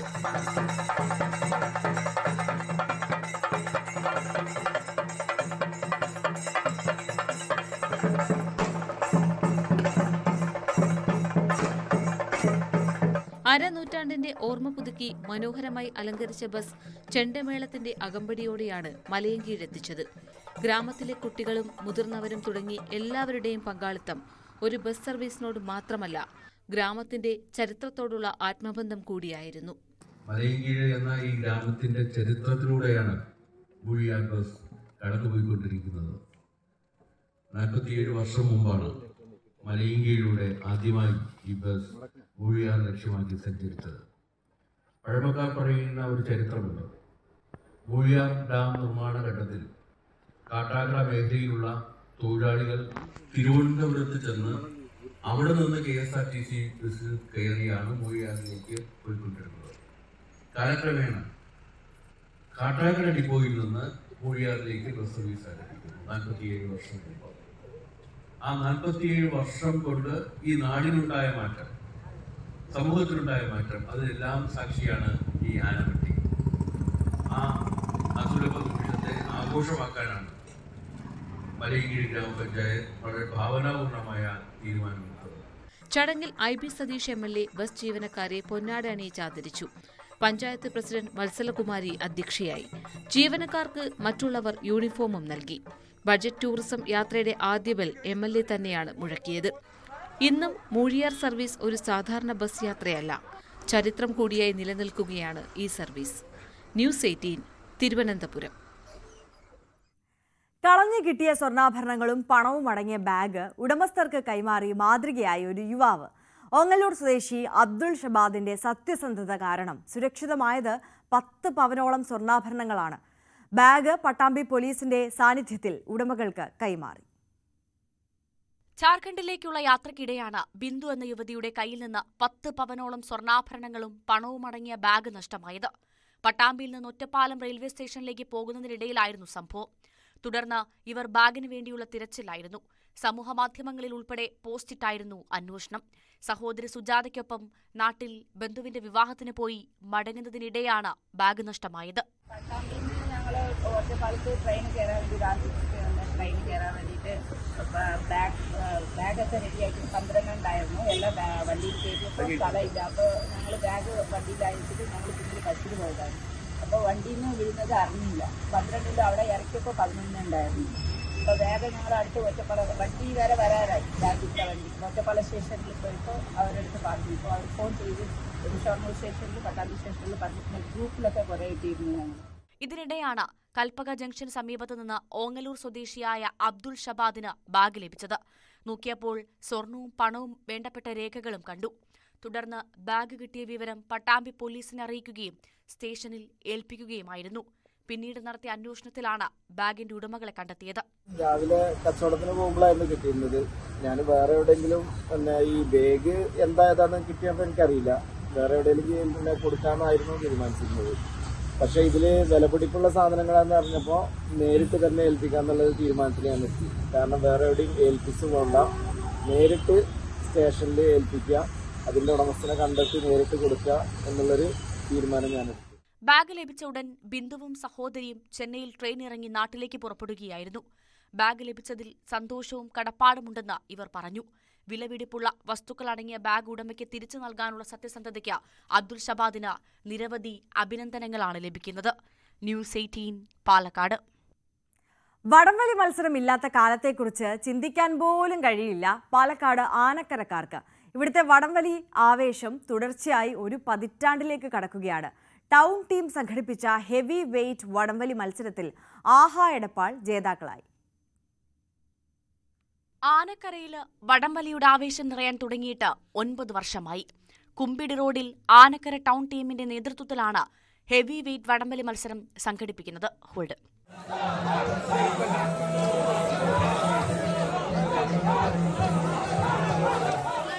കേരളത്തിലെ 8 പ്രമുഖ ടീമുകൾ വടംവലി മത്സരത്തിൽ മാറ്റുരച്ചു. ഫൈനൽ മത്സരത്തിൽ ടീം അയ്യങ്കര എടപ്പാളിനോട് ഏറ്റുമുട്ടി ആഹാ എടപ്പാൾ ജേതാക്കളായി. 1ഉം 2ഉം സ്ഥാനം നേടിയ ടീമുകൾക്ക് ആനക്കര പഞ്ചായത്ത് അംഗം PC രാജു, സംഘാടക സമിതി അംഗം ആഷിഖ് എന്നിവർ ചേർന്ന് ക്യാഷ് പ്രൈസ് കൈമാറി. ആനക്കര ടൗൺ ടീമിന്റെ നേതൃത്വത്തിൽ 9ാമത് അഖില കേരള വടംവലിയാണ്. അതിൽ ആഹാ എടപ്പാളാണ് വിജയിച്ചത്.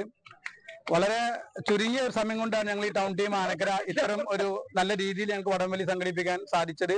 അതിൽ ടൗൺ ടീം ആനക്കരയുടെ എല്ലാ ആളുകളും വളരെ സപ്പോർട്ടായിരുന്നു. അതുകൊണ്ട് തന്നെ നമുക്ക് നല്ല രീതിയിൽ ഈ മത്സരം സംഘടിപ്പിക്കാൻ സാധിച്ചു. ആവേശ പോരാട്ടം കാണാൻ നൂറുകണക്കിന് ആളുകളാണ് വിവിധ ഭാഗങ്ങളിൽ നിന്നും ഒഴുകിയെത്തിയത്.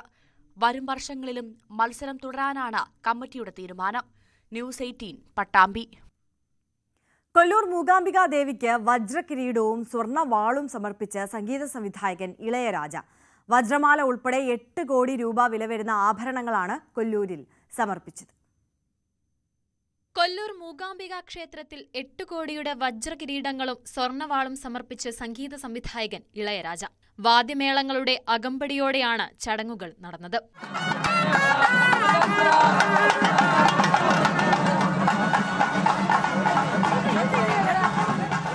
കൊടിമരത്തിനു മുന്നിൽ ക്ഷേത്ര മുഖ്യ അർച്ചകൻ KN സുബ്രഹ്മണ്യ അടികയുടെ സാന്നിധ്യത്തിലാണ് ആഭരണങ്ങൾ ദേവിക്ക് സമർപ്പിച്ചത്. ക്ഷേത്ര ദർശനം നടത്തിയ ശേഷമാണ് അർച്ചകൻ സുബ്രഹ്മണ്യ അടികയുടെ സാന്നിധ്യത്തിൽ ഇളയരാജ ആഭരണങ്ങൾ കൈമാറിയത്. മകനും സംഗീത സംവിധായകനുമായ കാർത്തിക് രാജയും ഒപ്പമുണ്ടായിരുന്നു. വജ്രാഭരണങ്ങൾ മൂകാംബിക ദേവിക്കും സ്വർണ്ണവാൾ വീരഭദ്രസ്വാമിക്കുമാണ് സമർപ്പിച്ചത്. ഇളയരാജ ക്ഷേത്ര ദർശനം നടത്തിയതിന്റെയും കിരീടങ്ങളും വാളും സമർപ്പിച്ചതിന്റെയും ചിത്രങ്ങളും അടിക പങ്കുവച്ചു. നേരത്തെയും ഇളയരാജ ക്ഷേത്രത്തിൽ ദർശനം നടത്തുകയും വജ്രങ്ങൾ സമർപ്പിക്കുകയും ചെയ്തിട്ടുണ്ട്. ന്യൂസ് 18 കാസർഗോഡ്. ഇനി നമ്മൾ പോകുന്നത് മലപ്പുറം എടപ്പാളിലേക്കാണ്. ജൈവ കർഷകനും ജൈവ ജീവിതശൈലിയുടെ പ്രയോക്താവുമായ നിളാചന്ദ്രൻ മാഷിന്റെ വീട്ടിലേക്ക്. മാഷ് നിർമ്മിച്ച് ഓർഗാനിക് ഹൗസ് ഏറെ വേറിട്ട ഒന്നാണ്. കാണാം, അറിയാം ചന്ദ്രൻ മാഷിന്റെ ഓർഗാനിക് വീടിനെ.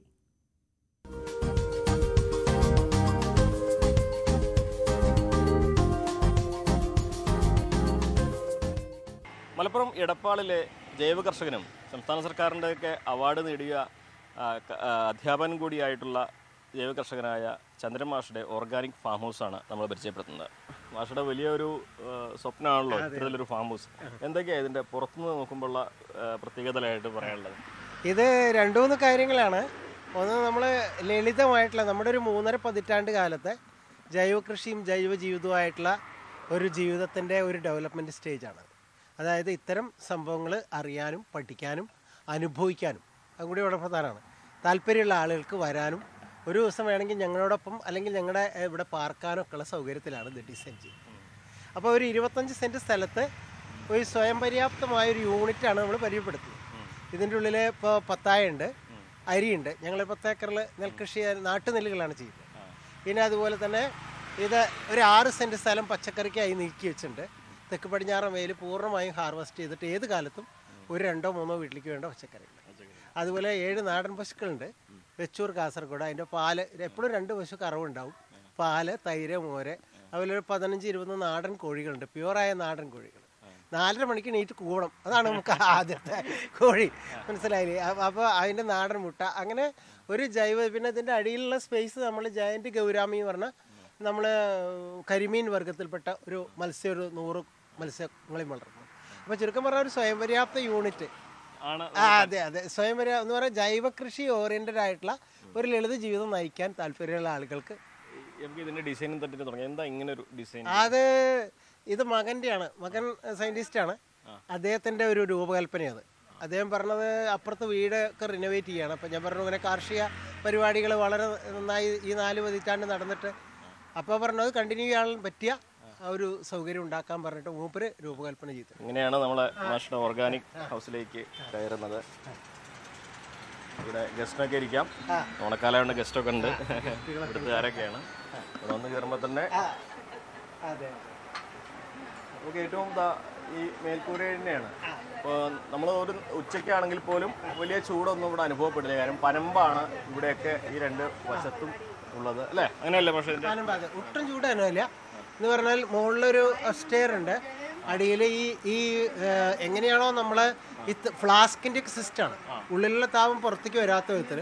അപ്പം ഇതിന്നുള്ള താപം കീഴ്പോട്ട് വരാതെ അപ്പോൾ ഇത് നമ്മൾ ഉദ്ദേശിക്കുന്നത് എല്ലാം കൊണ്ടും ഒരു സമഗ്രമാണ്. അപ്പോൾ അത് പുസ്തകങ്ങൾ, അതിൽ 300ഓളം ജൈവകൃഷിയെക്കുറിച്ചുള്ള പുസ്തകങ്ങളാണ്.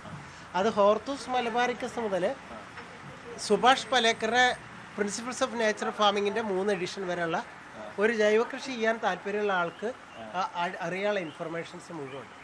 ഞാനൊരു 5 പുസ്തകങ്ങൾ എഴുതിയില്ല, ആ പുസ്തകങ്ങളും ഇതിൽ വെച്ചു. നമുക്ക് ഉള്ളിലേക്ക് പോകുമ്പോൾ ഇത് ഏറ്റവും സാധാരണ ഇപ്പോൾ എവിടെയും കാണാത്ത ഒന്നാണ് പത്തായം. ഇതാണ് പത്തായം. ഇതിലാണ് വിലമതിക്കാനാകാത്ത മൂല്യമുള്ള നെല്ലുകളൊക്കെ സൂക്ഷിച്ചത് അല്ലേ? പണ്ടത്തെ കാലത്ത് പത്തായത്തിലാണ് കൊയ്ത്ത് കഴിഞ്ഞാൽ പിന്നെ എല്ലാം സൂക്ഷിക്കുന്നത് അല്ലേ? ഇത് എവിടുന്ന ഇവിടെ ഉണ്ടായിരുന്നത് തന്നെയാണ്. 200 കൊല്ലം പഴപ്പങ്ങളാണ്. ഇപ്പം ഇത് ഞാൻ മാറ്റി, ഇത് ഈ ഒരു അടപ്പം കേടുവന്നു. അപ്പോൾ കാരണം മാറ്റി പ്യുവർ പ്ലാവിൻ്റെ കാതലിൽ ഒരു 200 വർഷം മുമ്പ് നമ്മുടെ മുൻ തലമുറ ഉണ്ടാക്കിയിട്ടുള്ളതാണ്. മനസ്സിലായില്ല? അത് നമ്മളെല്ലാവരും കളഞ്ഞപ്പോഴും നമ്മളത് കളയാതെ സൂക്ഷിച്ചു. ഇതിലിപ്പോൾ അരികളാണ്, വ്യത്യസ്ത അരികളാണ്. എന്ന് പറഞ്ഞാൽ ചാക്കിൽ നിറച്ച് വെച്ചിരിക്കുകയാണ്. ഇതിൽ ചിറ്റാണി ഉണ്ട്, ചേറ്റാടി, ട്രഡീഷണൽ റൈസാണ്. അതെ അതെ, ഞാൻ 10 ഏക്കറിൽ നെൽകൃഷി ചെയ്യേണ്ട 3.5 പതിറ്റാണ്ടായിട്ട്. അത് നാട്ടുനെല്ലുകൾ തന്നെയാണ് ചെയ്യുന്നത്. അതിൻ്റെ അരിയാണ്, തവിട് കളയാത്ത അരിയാണ്. ഇവിടെ ഒരു 6 സെൻറ്റ് സ്ഥലം നമ്മൾ ഇതിൻ്റെ പച്ചക്കറിക്ക് വേണ്ടി ഒഴിവാക്കിയിട്ടിരിക്കുകയാണ്. ഇപ്പം ഇത്തിരി കുറവാണ്. ഇനിയിപ്പോൾ ഒന്നും കൂടി ഒരു ഇത് കഴിഞ്ഞാൽ തുടങ്ങുകയാണ്.